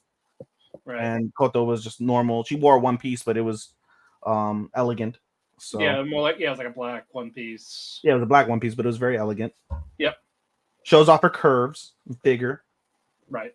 But people are having fun. Lots so of what happens next, Ethan? What happens? Basically they go to get food, and we see Lemon and Nukamizu go get food. And they get a nice moment basically where they're talking, and Nukamizu just tries to console Lemon, like, hey, are you good from everything that happened? I was being conscious of like maybe I made it worse by taking you out and talking to you or whatever. And she's like, no, it'll be all right. And then she gets excited and they start running in the sand, and Nukamizu loses a sandal and busts his ass. They both bust their ass and they both laugh. And Nukamizu wakes up and you see Lemon there. And Lemon's like, pick me up. And he's like, huh? She's like, pick me up. Huh?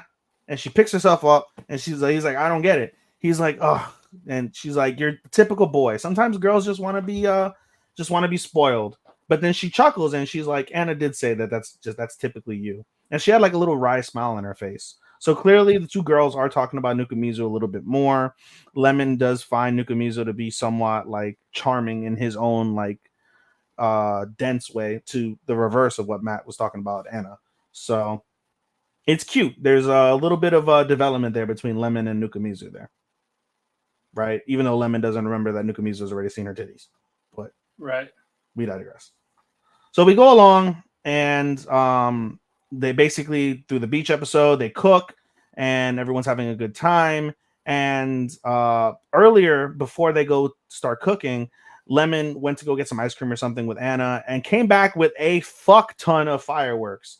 And apparently she won the top prize in some random like beach contest. Nothing sexual, guys, but she won like the top prize. Got a fuck ton of fireworks. So they're cooking, they're eating, everyone's having a good time. And then we see Anna's moment, because basically Nukamizu doesn't like his like meat raw. Giggity. Doesn't like his meat raw. And so everyone eats the meat basically ahead of time. And there's a little bit of a teaser, which was funny, because early in the episode, right, Nukamizu's sister is like, hey, I'm not going to be home this weekend. Are you going to be okay? Are you going to survive? And Nukamizu's like, that's fine. I won't be home either. And as they're eating, Koto gives Nukamizu a plate and says, if you're hungry, eat this. And it's red bean paste rice. And what did they buy the previous episode, Matt? A bunch of, in celebration of Nukamizu getting friends? What was it? What did they buy? Red bean rice. Oh. So I guess you didn't pick up on the teaser that she's probably near the campsite with her own friends doing whatever. Right. But in any case, they eat, and then we see a moment basically where there's one solitary piece of meat, and Nukamizu's been eyeing the meat. He's gonna eat it. Anna, the fat ass that she is, grabs the meat, is gonna eat it, and Nukamizu is just like, my meat, and he even named the meat. It was hilarious. And Anna looks at him before she puts it in her mouth, and she's like, if you wanted the piece, you could have just said so. Here. And she like blows it for him, feeds him the meat. And as they're feeding each other the meat, there's a moment basically. Everyone's playing with fireworks, and Komari gets a dud, or what she thinks is a dud firework. and she lights the firework. She's holding it, and nothing happens. She stupidly points the firework at her face. I was like, no. And as it's about to go off, the president comes, saves the day, throws the firework, and as soon as he tosses it, fucking it explodes, and his hand gets a little bit burnt. And he tells Komori, like, you gotta value yourself more. Like, you gotta, like, you know, appreciate yourself. Lord knows what would have happened if that would have blown up in your face, how bad that would have been.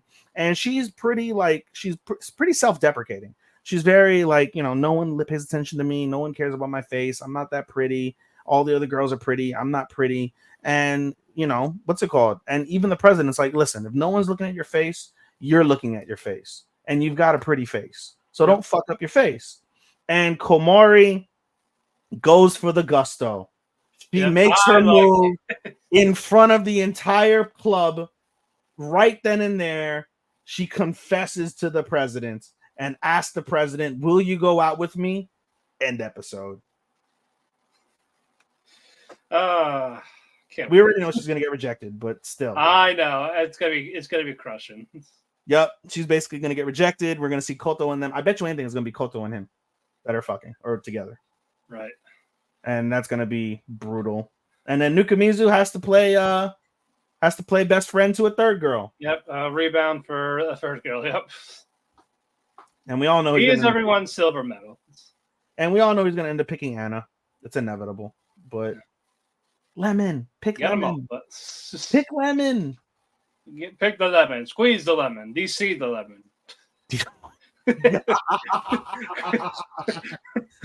Oh my god! In front of the There's nurse. so many ways to cut the lemon. Cut it in half. Cut it in quarters. DC it. Squeeze it. Make sure you do it with the squeeze the juices. Yes. Make some juice out of lemon's juices. Stop, I wouldn't go that far, but you just said squeeze the juices out. I bet the actual. Don't get it in your eye. It may burn. Yes, it'll squirt your eye. Moving on, let's get to our couple comedies. VTubers. A couple of references. High School DxD with that collab. We had fucking School Days. The nice boat. Yep, I love it. Yeah. But half of this was the workout portion of where they had to use this Wii looking device thing, power pole extended. They had to do like the squats, the stretches, and 3 of them do it. I believe one, Aoyuki, Shion, and Nakoyama. Yep, they do it. Shion struggling. Aoyuki lied about being physically fit. No, not at all. Ever. And while Nakoyama is just like amateurs. Yep. Essentially. She's fit from fucking. Yep. But yeah, like they don't see them do the work, but they hear the pains, the groans. And it's like, fuck. Mm-hmm. But especially in the ASMR mic. Yep. Especially on the ASMR mic. I'm like, oh boy. Moto, red. They're donating like crazy. Yep, they're donating like red. What was the point of the High School DxD collab? Like, what was it for? Was it like a game? I don't think so. I'm not too sure, quite honestly. I didn't find it very memorable. Oh yeah, it's just for the people that are just horny. Let's just be honest. But yeah, it's like hype up games, card game, white shorts, or vice shorts. I would say the German way of saying it. Sure. Yeah. But for Aoyuki, she finally gets to do a collab with someone she really, really, really, really idolizes.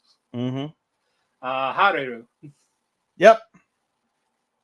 What's her thing as a VTuber? I know she's already has a schoolgirl outfit. Like, what does she do? Game. She's a gamer. Okay, she's just a popular gamer. Yeah. Yeah. Yeah, she has to talk to her for a bit. Doesn't Her realize it's her. what? Doesn't realize it's her. Oh, doesn't realize it's her. Ow, fuck. Oh, Ow. Sorry, I just pinched my finger against my desk. oh no. Son of a bitch, that hurt. Yeah, you're at the scene basically where they're doing the collab, right? They go to do the song, Yeah. and yeah, so basically she gets picked up. Motherfucker, that hurt.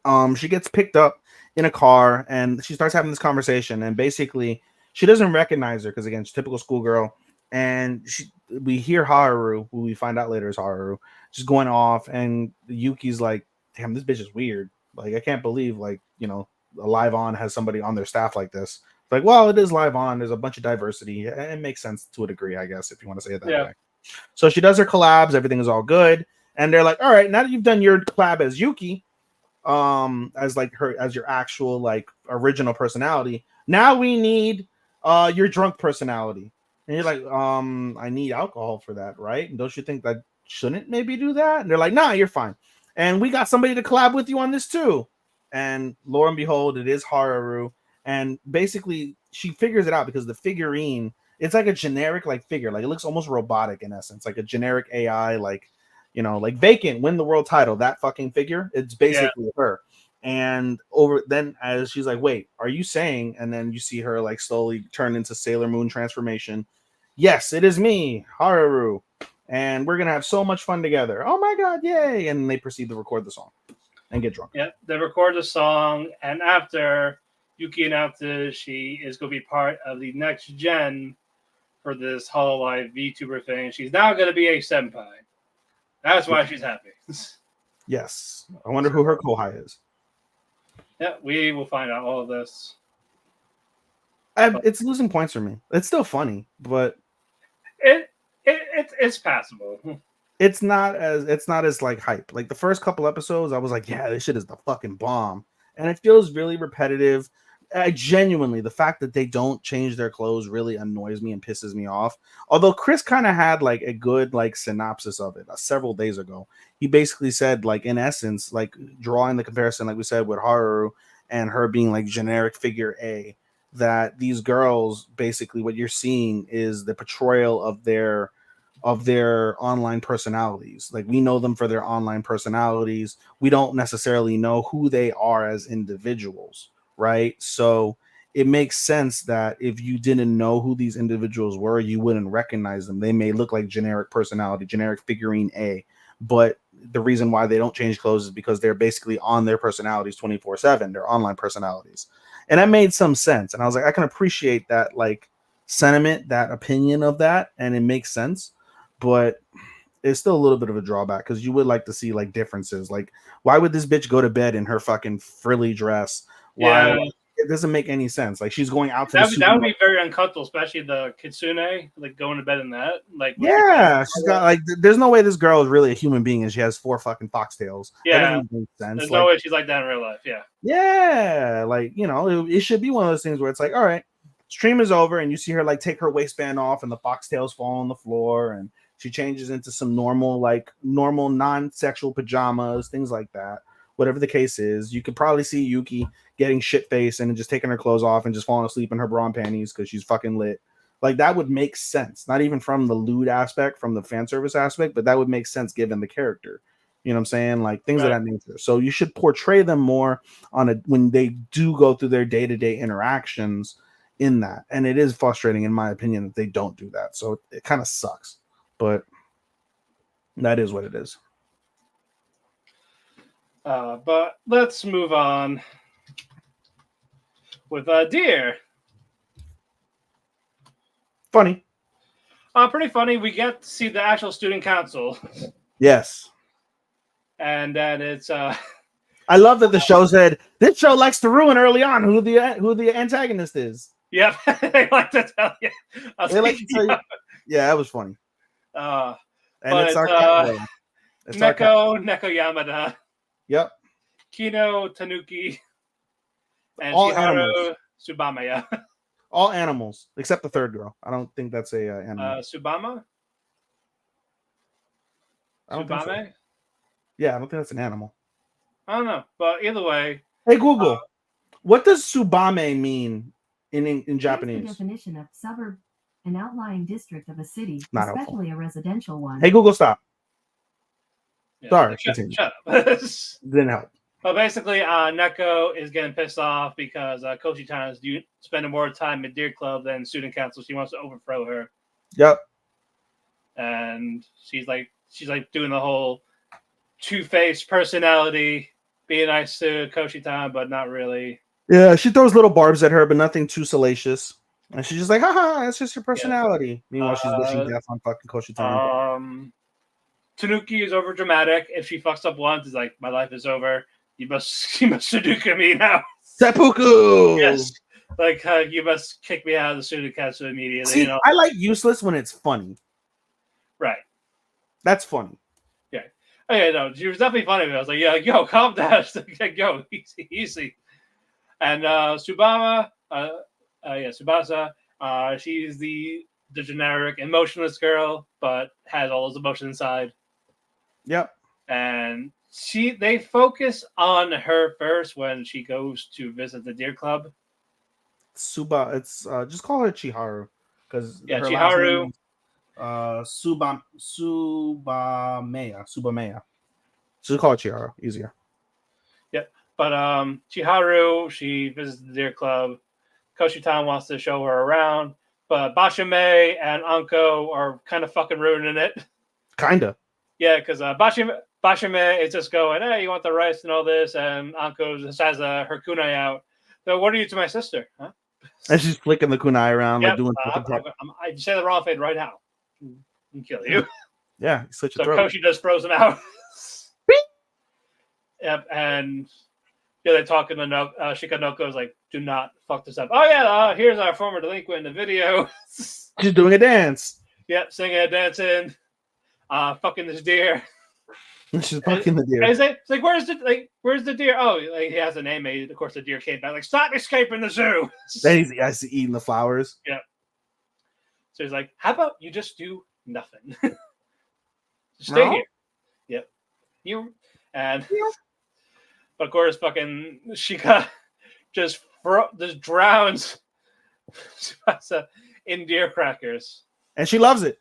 Chiharu loves it. And of course, Shika just takes her head off, top of her head off. Grass. What's grass? Chiharu does.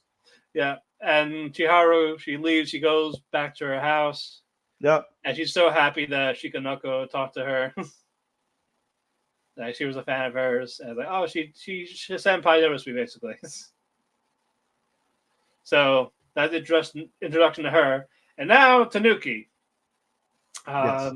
Koshi and Tanuki, they were in the gym area, I believe. Yes. Yeah, and they got locked.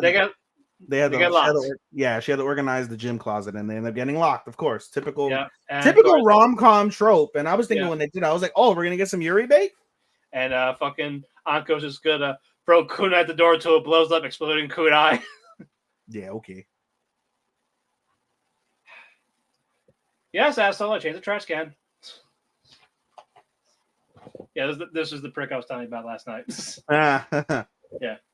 So, but anyway, so Chika, she's walking outside. Koshi sees like, hey, like, you gotta help us, like, let us out here. But of course, Chika is thinking about Deer Cracker in a music video. Yep. And it was a really nice music video, really nice song. And all of a sudden, Chika's talking about how the cracker will be sad about the like, oh, you must go back to the deer park where you belong. Throws it in the air as it flies away. And then the coach, she's like, you had a nice one. You had me feels, and then you ruined it. Why? and of course, Shika just walks away, ignoring Koshi. And Tanuki is now hiding in that little gym thing. What were they called? The leaper or whatever it is. But yeah, she was hiding in the leaper. Yeah. And it's like, no, I hate myself. Just let me die. But Koshi calms her down until door opens. Chika. Shiko. Yeah, so Koshi goes up to her, like, dude, how'd you know I was here? Like, no, I'm here to collect the mushrooms I've been harvesting here. The secret mushrooms I've been. Yeah, the secret mushroom- shrooms. She's farming shrooms, folks. She is. And then She opens the leafer. Yep, and Tanuki is there, covered in shrooms, and Chico's like, "You're here for the shrooms." No. Yep. End episode. Yeah, no, not yet. I thought it was They're all end at the Deer Club. They're hanging out, and of course, fucking Neko is the only one that's doing council room. Saying, Yeah. "Where the fuck is everyone?" Hanging out at the Deer Club. Yeah, nope, forget Neko. She's fine. She don't matter here. She don't. Fun episode. I like the new student council people. Eh. All right. Well, Tanuki's fine. Yeah. But I'll let you have this one. Code Geass. The fuck did happen to Geass? As a fan, what the fuck did happen? It was kind of like a break until the end. Yeah. I mean, the main focus basically is the aftermath of what happened with the Damocles. They're able to save everybody basically by routing the Damocles over into one of the state parks that is in Hokkaido, and they managed to actually, save a lot of people, minimal damage, minimal deaths, and basically we have the aftermaths, and so everyone's trying to reformat things, but the main focus of the episode truly falls on Ash and her name starts with an L. Let me find it. Nara. Sorry, it's Nara. Ash and Nara. Basically, we get another like semi cringeworthy scene where Ash obsessing over Sakura. But then he sees Nara as they're walking to go shopping, and basically he leaves Sakura, just flat out leaves her, says, "I'll see you again," very seriously, and heads over into the car with Nara. Nara, from her part, shoos away her body security and was just like, "Hey, I got stuff to do. I'll meet you back at the compound." Okay. They get in the car, and then we get a tense moment between them. Basically, they're having conversation while Nara's driving to wherever she was driving, and they have each other at gunpoint. Basically, Ash has his gun at her head, and Nara has her gun like aimed at like his like kidney area. And they start having real conversations, and a couple pieces from that really stick out from that conversation. And keep in mind, basically, Sakura ahead of time was like, "Oh, this will be interesting," and gives him like a little candy as like a "Oh, see you soon. Thank you for being a patron of ours." But it's got a listening device in it so we can spy, so she could spy. Yeah. And she's trying to run after the vehicle, and she can't run after the vehicle, and she's losing signal. And so she uses her Geass on like some random biker dude and steals his bike. Yeah, like what the fuck, guys? Yeah, and then fucking just starts chasing after them, very like tailing them.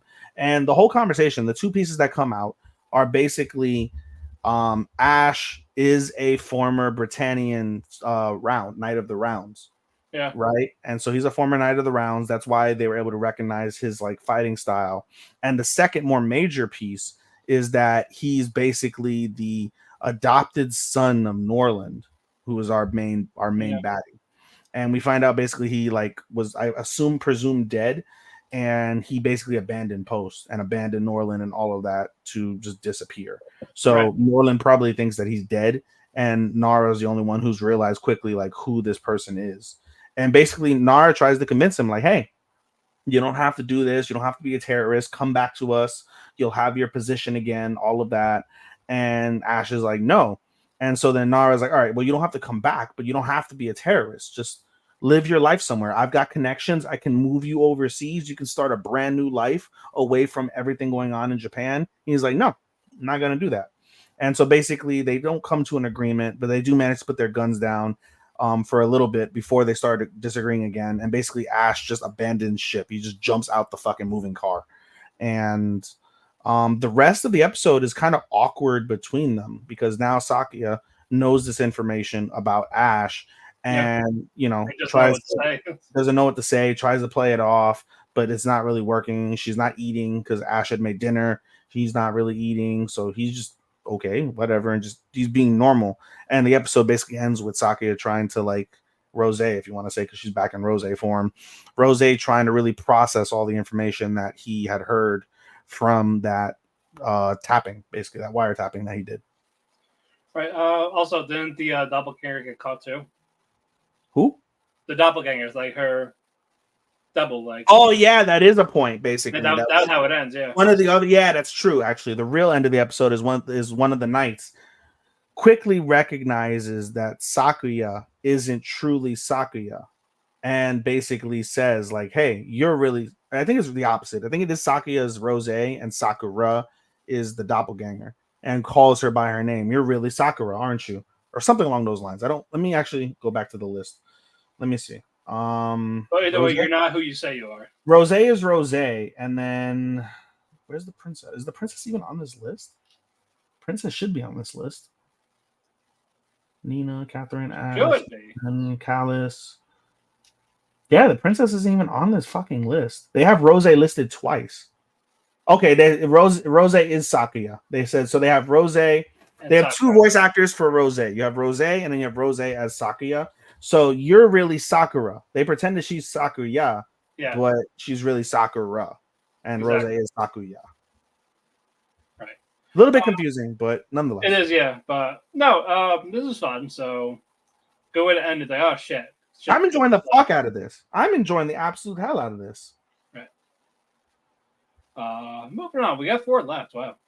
Yeah. Well, we skipped fucking 3. Well, we didn't skip them. They just didn't air. Yeah, the season skipped 3. So yeah. So let's go with Tower of God. Solid episode. Solid episode. A lot of death and betrayal. A lot of death. Bam got schooled by this guy. He got screwed over, realistically.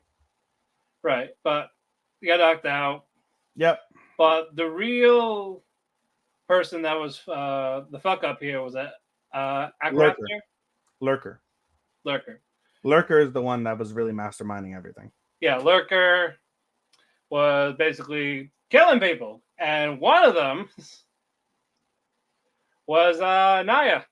Naya, and we come to find out about Naya's backstory. Yeah, and Ja was like begging, pleading like to stop that, but Naya just like, it's okay.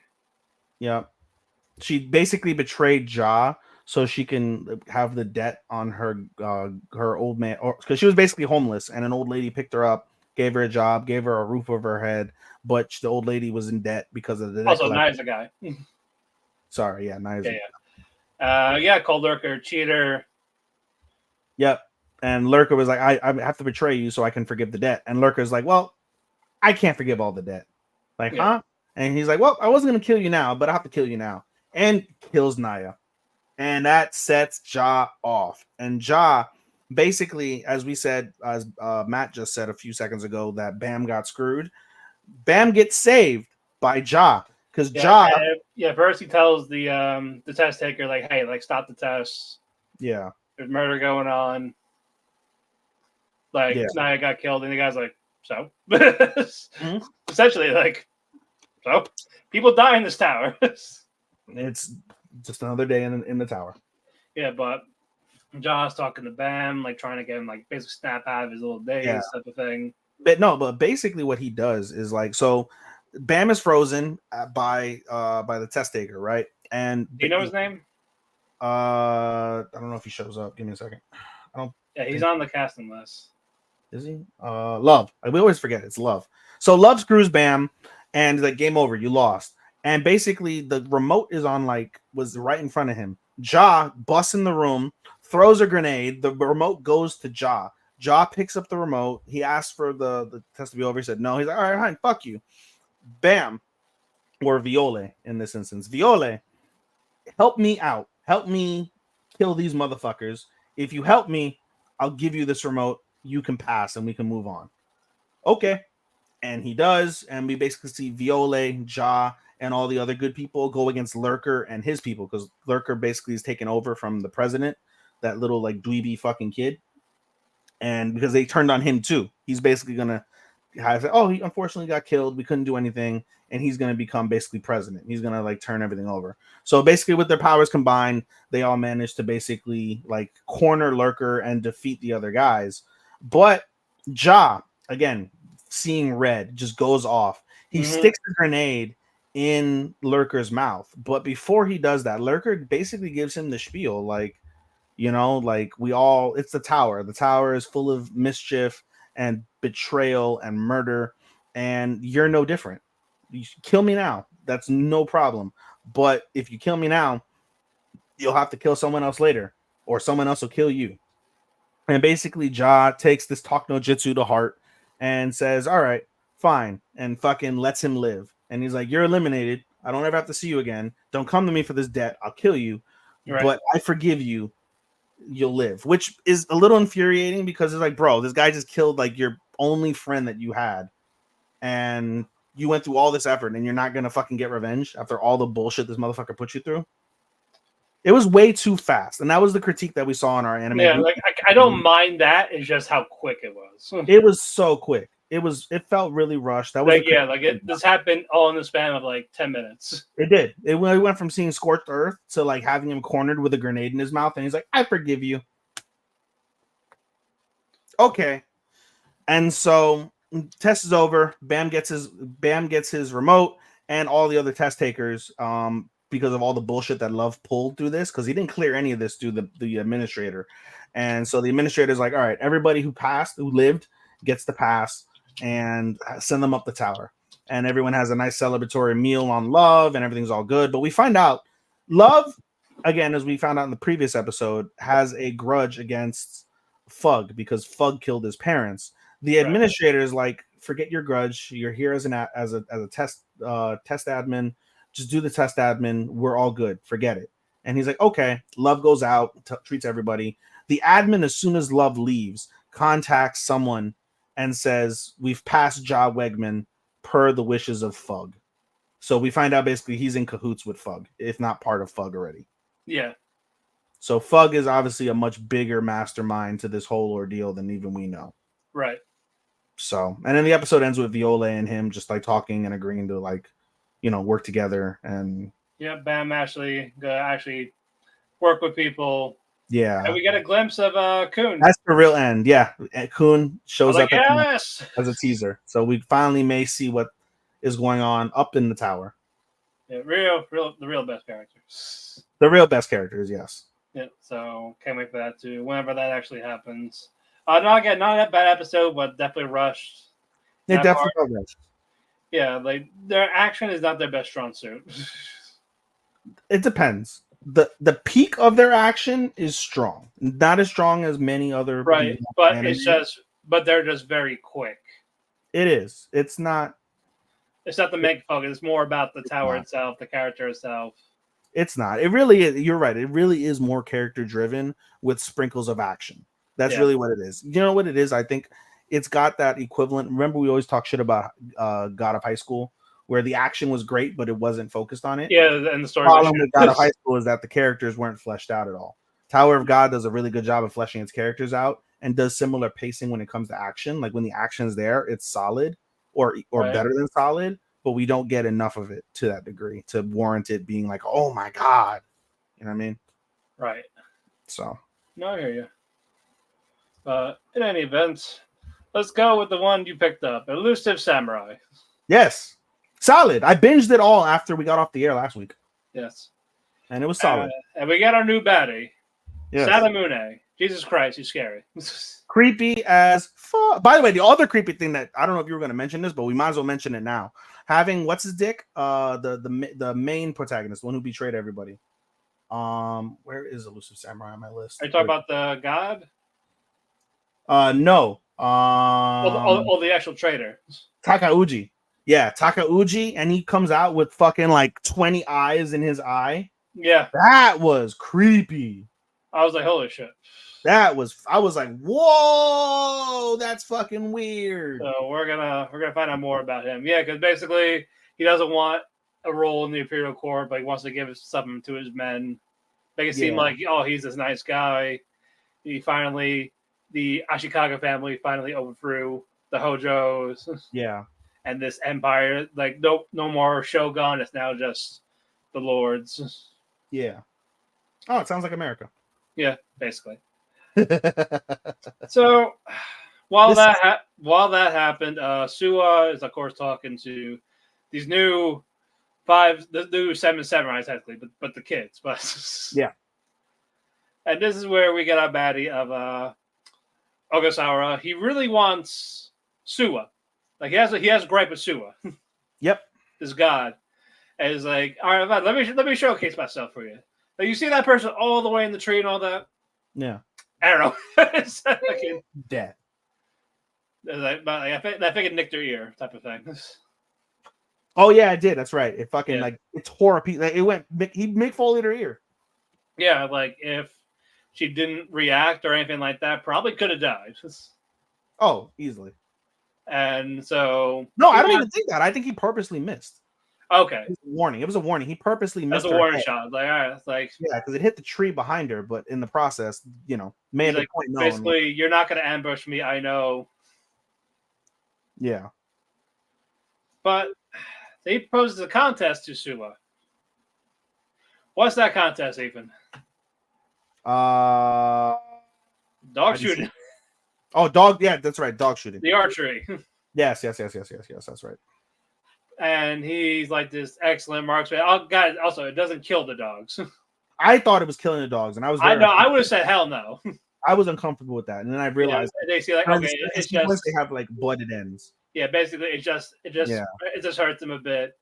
And fucking Tokiyuki, he's like watching in amazement, but he looks over at Suwa.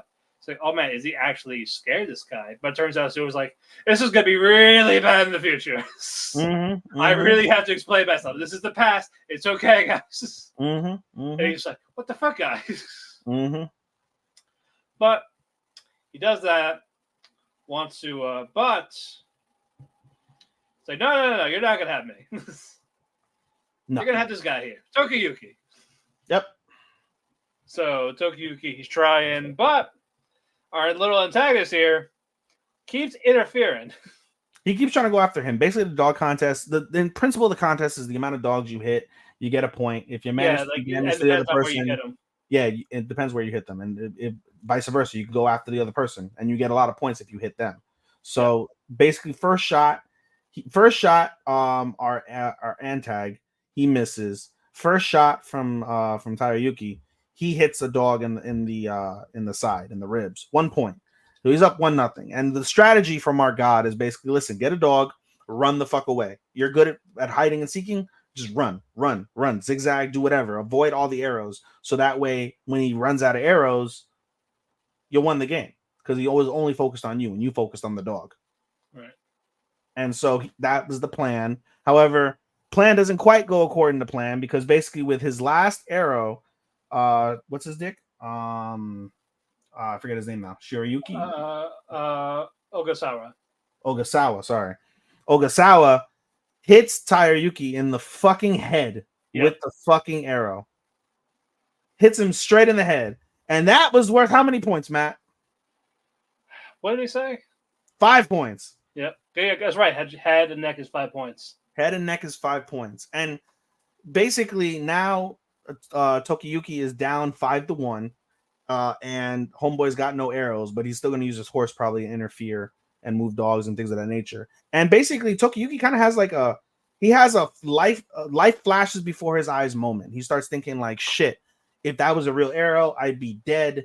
Like, I would have been no coming back. This thing would have been over. Like, what am I going to do? And then the episode really ends with him like looking up and saying, this is fun.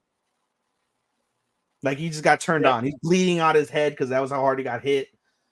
All that, and he's like, "This is fun," and he just goes off. So now we're going to see the conclusion of the dog race or the dog shooting in the next episode. Yeah. So I'm definitely curious to. It's a fun show. The gore is what sells me the absolute most, and the period piece in general. Like I'm a sucker for period pieces. I do like a good period piece. So the period piece is good, and then the gore sells me truly.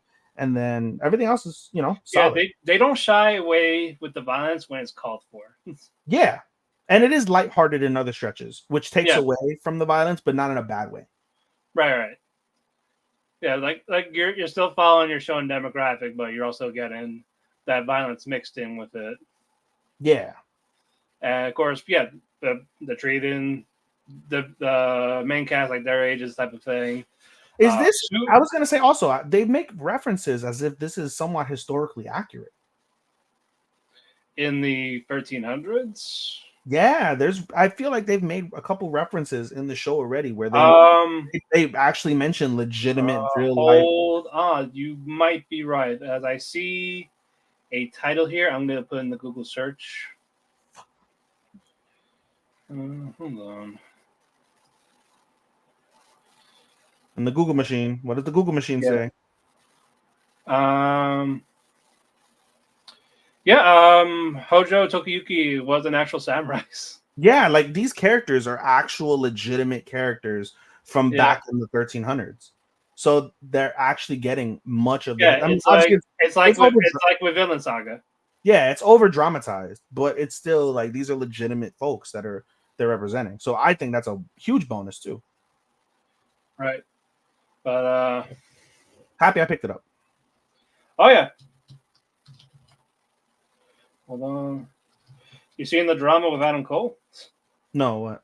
Oh, he's apparently moving to Pennsylvania by himself. Oh, by himself. He updated this on his Discord. Oh, yeah. Actually, I have it right here. Can't explain how much I miss the streams, hanging out with you all. So this move has been much more intense than I had planned. I am moving by myself from Florida to Pennsylvania. So it's taking much more time than I had planned. I don't think I'm going to be able to stream until next week. We'll talk about the stream. So I don't know. Did Britt have an affair? Did they break up? Powerhouse house, baby. Once you go black, you never go back. Big black and jacked. Powerhouse. Powerhouse. She felt the powerhouse. Oh man. Adam Cole could have come back as a skidhead. MAGA Cole, baby. MAGA Cole, baby.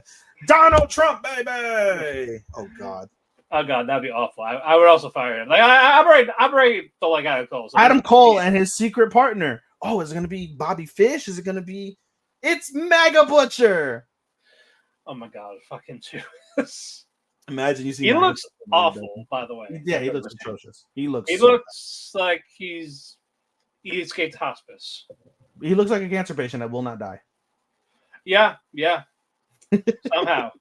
Not trying to make a cancer joke. I was trying not to. I was trying to avoid that. I know you're sensitive to that, and this week I'm sensitive to it this week as well. But my goodness. If the joke is there, you gotta take it. Yeah, it is there. Co-main Oshinoko. And let me tell you what, like I said earlier in the episode, this week's episode, or the week we're going to talk about, was phenomenal. This week's was that much better. Right. Cannot wait for you to see this map and to talk about it next week. Cannot wait. I know what happens. I saw the clip of what Akane said. Oh. Yeah. I like, okay. They did Best that. They did fucking girl.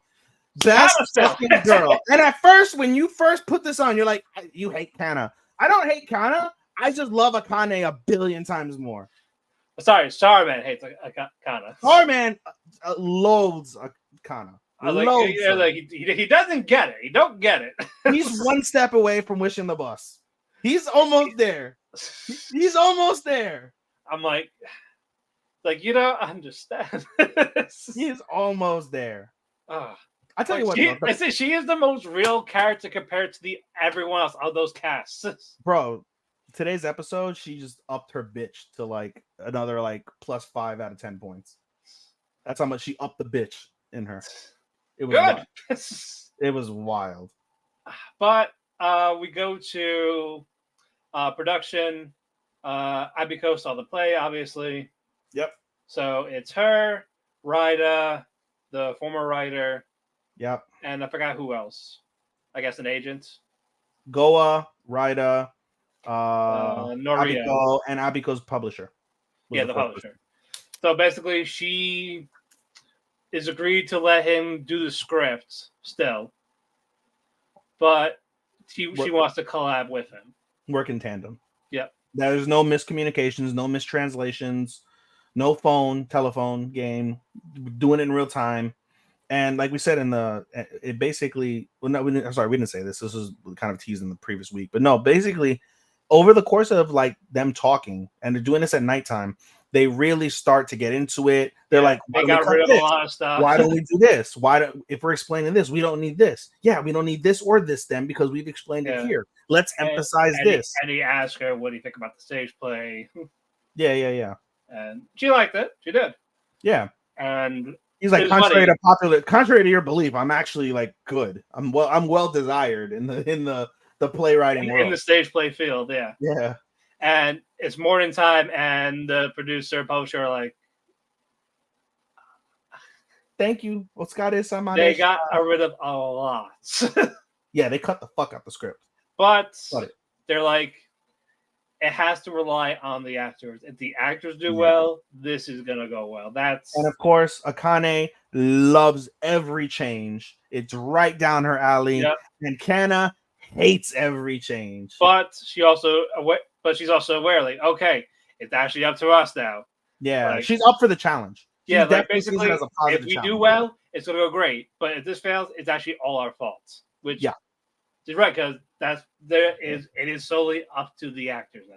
Yeah, it's risk and reward, and you'll learn actually, like in this week's episode when you see it. Kana mentions there's a part where she basically like mentions about like the fuel to her fire, and this is like the first genesis of her like saying those comments in the next episode. In my opinion, there's a correlation between the two that you'll see, or maybe pick up on. Right, and so Aqua, he's just mellow about it. The rest of the cast, like some are okay with it, some are a little nervous. Yep, like, they're all gonna do their best. Gambare.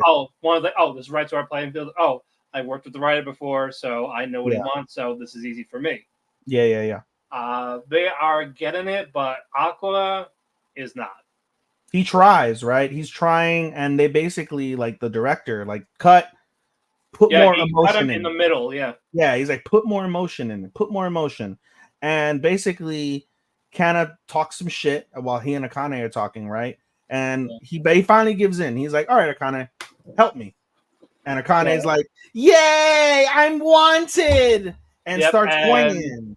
Yeah, first Akane saying, well, you need the emotional acting. What is not just that, like also physical as well, and the emotional aspect of it. And Kana's like, all right, look, don't baby him. Yeah. Which honestly, she is right. You don't want a baby. Like, just tell it like it is. Yeah, but don't do what she did. Again, she did not know, but the advice is actually legitimate. I got that from my acting coach. Sure. when I was in school. The absolute worst way to trigger somebody unknowingly. Yeah. Well, again, did not know. It's not going to be like, oh, I know your secrets. She's not Christian Cage. Your mother's dead. Christina Cage. Yes. Kana Cage. Kana Cage. That's it. She's Kana Cage. I heard you had a mother. And your mother's dead. Let that sadness go through you. To Matt's point though, the real turning point of the show, basically, she walks up to think of, especially for a child actor, like think of the worst thing. Think of watching your mother die. And he literally whispers to Aqua, think about watching your mother die in front of you. And also think of the stuff that makes you happy, because you need the happy and the sad. And there's hardly anything that makes Aqua happy to begin with. But... Well, Kana was in most of it, so yeah, Kana was in most of it. So fuck all y'all hate us. She said that first piece first, right? The second piece first, right? Think of all the stuff that makes you happy, and then she whispered in his ear. It was the mother first. But basically, Aqua has a full blown panic attack, starts dry heaving, and he falls down a bit. Yeah, and basically, I'm gonna take a break. Yeah, and he's just laying on the ground. And Akane goes up to him. Yep, director tells Akane to go to him. Yeah, like, oh yeah, like you're the girlfriend, right? Go to him. And then Akane's like, well, she actually does feel bad. Like she really like, oh shit, like I actually caused that, but he's gonna get it now. He's gonna get it. I'll tell you this: at the end of the next episode, he's still struggling. He's gonna get it, but but it's still raw. It'll be raw. Yeah, until he actually controlled those emotions with it. He's He's struggling. struggling a bit, but you know He's what? That's struggling. good. I don't want him to get it like that. That entire scene with the devil and all that's causing his panic attack, causing him to dry heave and shit. Yeah, like you don't deserve happiness. You see him again in the next episode. Just see him again, and he's there. Yeah. So once he actually breaks through that, it's going to be fantastic. That's probably going to be the next episode after this week's. So hopefully we'll see. Yeah, because the play starts in the next episode, right?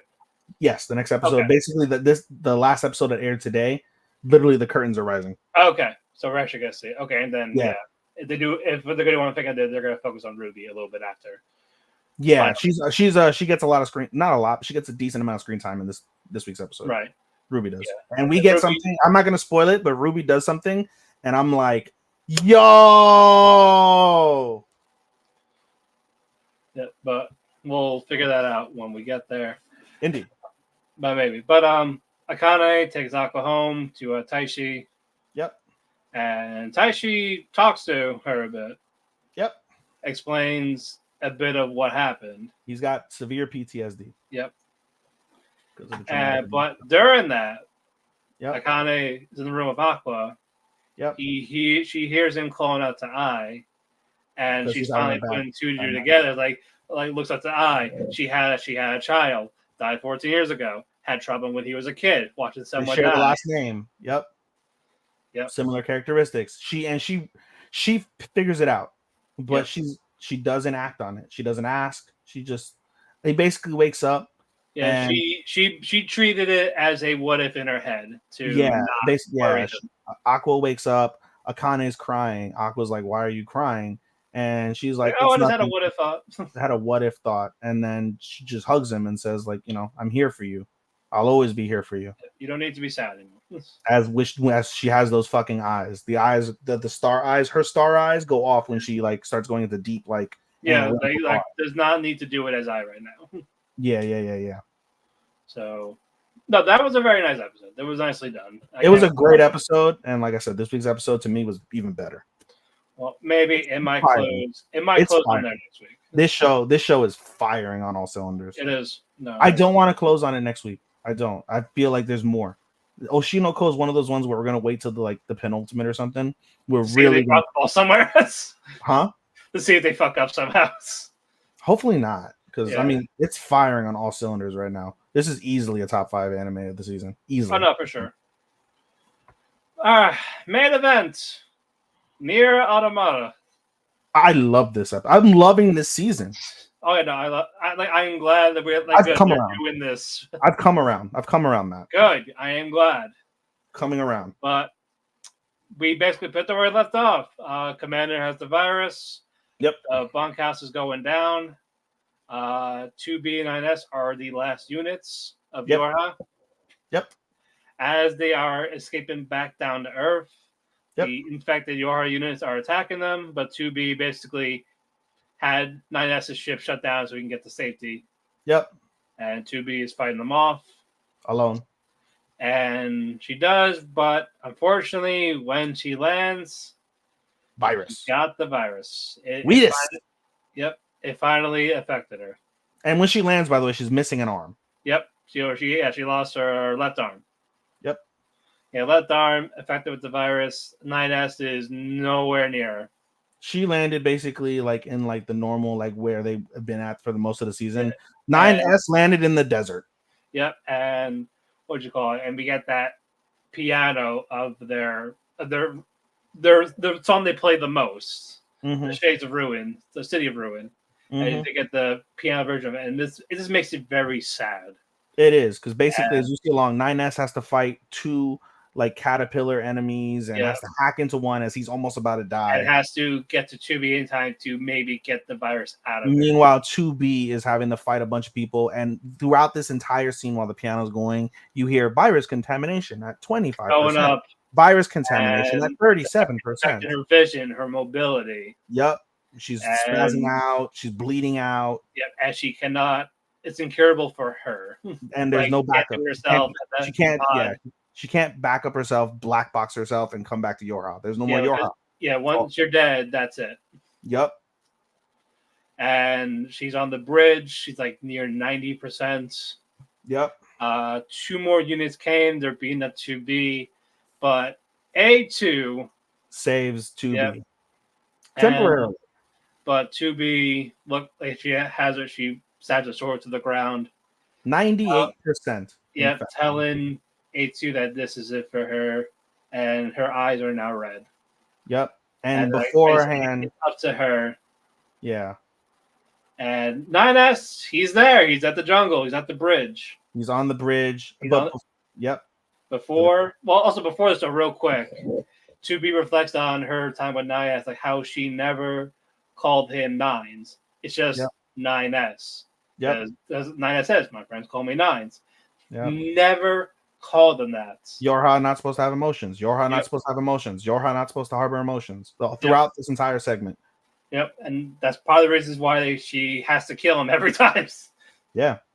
And as 9S is like halfway through the bridge, he sees a sword stabbed through 2B by A2. And the 2B last looks thing- over, it says Nines. Her last words were Nines. And But before that, too, 2B had put all of her memories and stuff into the sword. So when A2 picks up the sword before she stabs her, yeah, she sees everything and her eyes open up like, wow, this is wow. yeah, like memory recovery and all that. She Yeah. has all that. And then proceeds to And fucking stab her. 9S is just, he's screaming. Apoplectic. Yep. Cry like, no, we can't believe this. While it's going on, A2's like cutting her hair with the sword. Yeah, she's gonna be 2B. Yeah, to be 2B again. And 9S just runs like, I'll kill you. And of course, the bridge collapses. He falls down. Yep, and basically getting that revenge. yeah, no, because the android or the mobile life forms, the life forms, yeah. the life forms, they activated some sort of like underneath thing and collapsed like half of the city, and it turns into like this giant, I guess it looks in essence kind of like if you think of like the St. Louis Bridge, that arch, it turns into a giant arch. We don't know what the actual thing is made out of. I don't know if it's steel or earth. We don't know, but it basically is just one giant bridge over the city of ruin.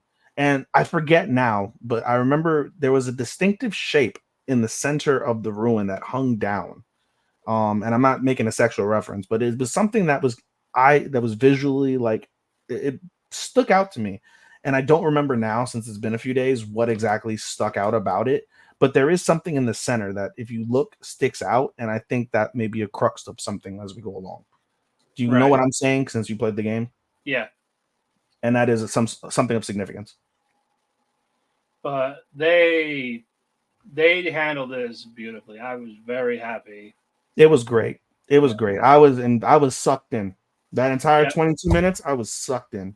Yeah, they handled that perfectly, and we're now going to follow A2. Is this the moment that you said that you were waiting on, or is there another one? This is the one I said I wanted to close on. Okay. Yeah, that's why I said we should close with it. Okay, makes sense. I was like, all right, this is coming. This is actually going to be next, actually, so hold on. This is it. Because we could have done it with the whole bunker blowing up and everything. Like, no, wait, just a minute. There's one more. And this is it. Yeah, there's going to be more fucked up shit, and I don't know how they're going to end it, but yeah, 9S, A2, Jesus Christ. I just can't wait for you to see that. Yeah. This is where robots work, Matt. Yeah, this is Android handled nicely. This is like the best one for the seasons. Yeah, like I said, season 2 has been fucking amazing. I've got it. Like, if I were to rate it as right now, if it was 4 episodes, if this is a 4-episode mini series, I would give it like a 4.25, 4.5. Yeah, this was the this was like the special to lead into the season 2 where it is just A2. Yeah, that this would have been like I would give it like a 4.5. Yeah, no, like I would if we were like that makes sense, and it really feels that way. It really felt like a finale. And I thought that when I closed it and I switched over, and I was like, what is there else to do? It's a tragic end. This is flawless. This is a flawless end as far as I'm concerned.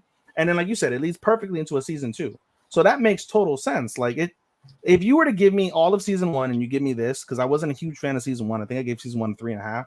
I would have bumped this up to a 4 because of the ending. The last 4 episodes would have bumped this up to like a 4. Yeah, but I can't wait for more. We got 8 more. Yeah, you can see a different side of 9S, and A2's great, so I'm okay with her like being the new main character. Secondary main, yeah. Yeah, but it's like her story now, basically. So. Oh, okay. Yeah. So because you play as A2 in the game after 2B dies. So it's similar to Red Dead Redemption 2, where you play as John Marston after Arthur yes. died. Mm-hmm. Yeah, and there is a way to play 2B full game if you get a certain ending. But most of the time it leads to 2B dying around that time. 2B's meant to die. Yeah. She is meant to die, yeah. Raw. Now, whether she comes back or not, that depends on the ending. Mm-hmm. And true ending can't. Well, I don't know if there's a true ending. So yeah, like you said, there's what 12 endings. You said there's a lot. There's a lot of that. It's like 20 endings or so. That's fucking wild. I mean, that's impressive to come up with 20 different scenarios. Yeah, and let that be your actual credit ending, like yeah, thing. and then having a legitimate ending if you do the right stuff to get it. And it gives people a reason to play. And like, all right, well, I got ending number 50. Let me. I got ending B. Is it the real ending? No, it's not the real ending. So how do I get this real ending? I'm up to ending F. Where's the real ending? Yeah. Well, it's not alphabetical order that you get it. It just depends on what you do. I'm sure people have laid it out. Oh well, one ending is very easy. It's just remove the black box in the game. That's it. You're dead. Yeah, like here's ending K. Remove your own black box. That's it. Say, okay. Everything's gone. All right. I only got 10% in the game. What the fuck? Yeah, basically 10% progress. But it is one of them. That's kind of like that has to be like a joke. That just has to be. It is. Yeah, there are some. There are jokes like one was like eating a fish and the oils of that fuck up the machine. It's fucking ridiculous.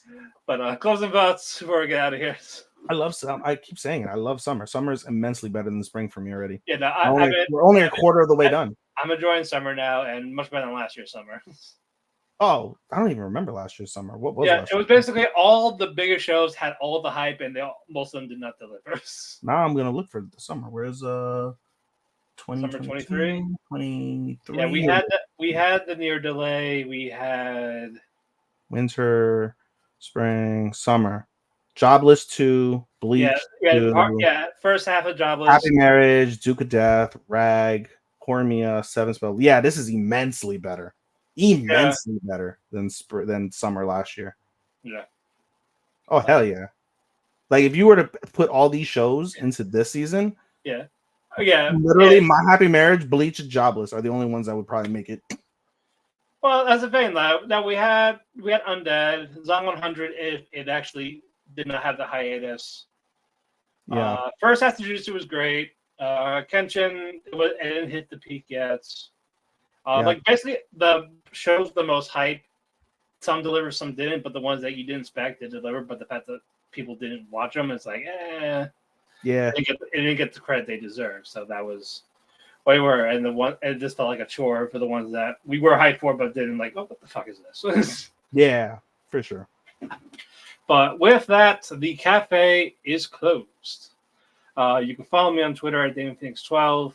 You can follow me on Instagram at Vincent Evergrande Cosplay. You can follow Ethan on Instagram at EnemyDaisuke24, and his Twitter Showstopper24. Now that I got it back after I got fucking hacked. Yep. I know, I saw that. Like, oh, you got it back. I was very surprised when I logged in. No one posted anything like nefarious. Or I went through my DMs, nothing. I was like, oh. I don't know if they scrubbed it. Like, maybe they went back. Like, I don't know. Or they were like, you know what? You can have it. You have it back. What do you follow? Porn accounts and you post about you say stuff like this. You follow these. Like, what do I have to do? Hey, here you go. Here you go, you fucking loser. Degenerate. I bet you're voting a Democrat too, you bitch. Yes. Probably what Elon said. But follow our Facebook page at Otaku Cafe. Follow our Twitter at Otaku Cafe Anime. We have a link tree for whoever listens to your podcast, whether it be Spotify, Apple Music, Amazon, iHeartRadio. There's other various links where you can get them for free. You can also listen to it on YouTube or watch the replay on YouTube. We want to thank W10 Network, Dershi Radio, and Chairshot Radio for hosting us on their platforms. You can follow the YouTubes for Dershi Radio, W10 Network, W10 Network Twitch, and Twitter, W10 Network, at Chairshot Media, at Dershi Radio. You can follow the Chairshot at thechairshot.com. Oh, use your head. Until then, also, we want to thank Sean, who is our editor. Our episodes will be coming out soon. I know he has a busy schedule, but when we upload them, we will post them on our platforms, whether it's the Instagram, the Facebook, the Twix. Until then, we'll see you next week. Oyasumi and good night. Goodbye, Sekai. Bye-bye.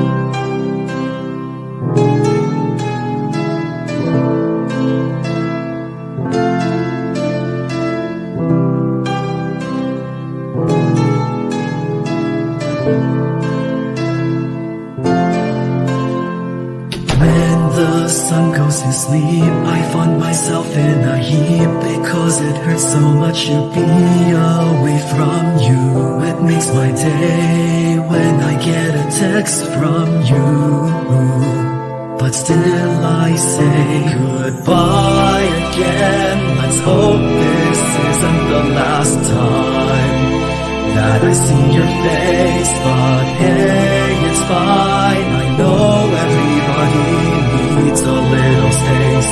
There's no one to blame. Goodbye again. Let's hope this isn't the last time that I hear your voice, but it's your choice. I can't keep you here forever. Just promise me that you'll come back.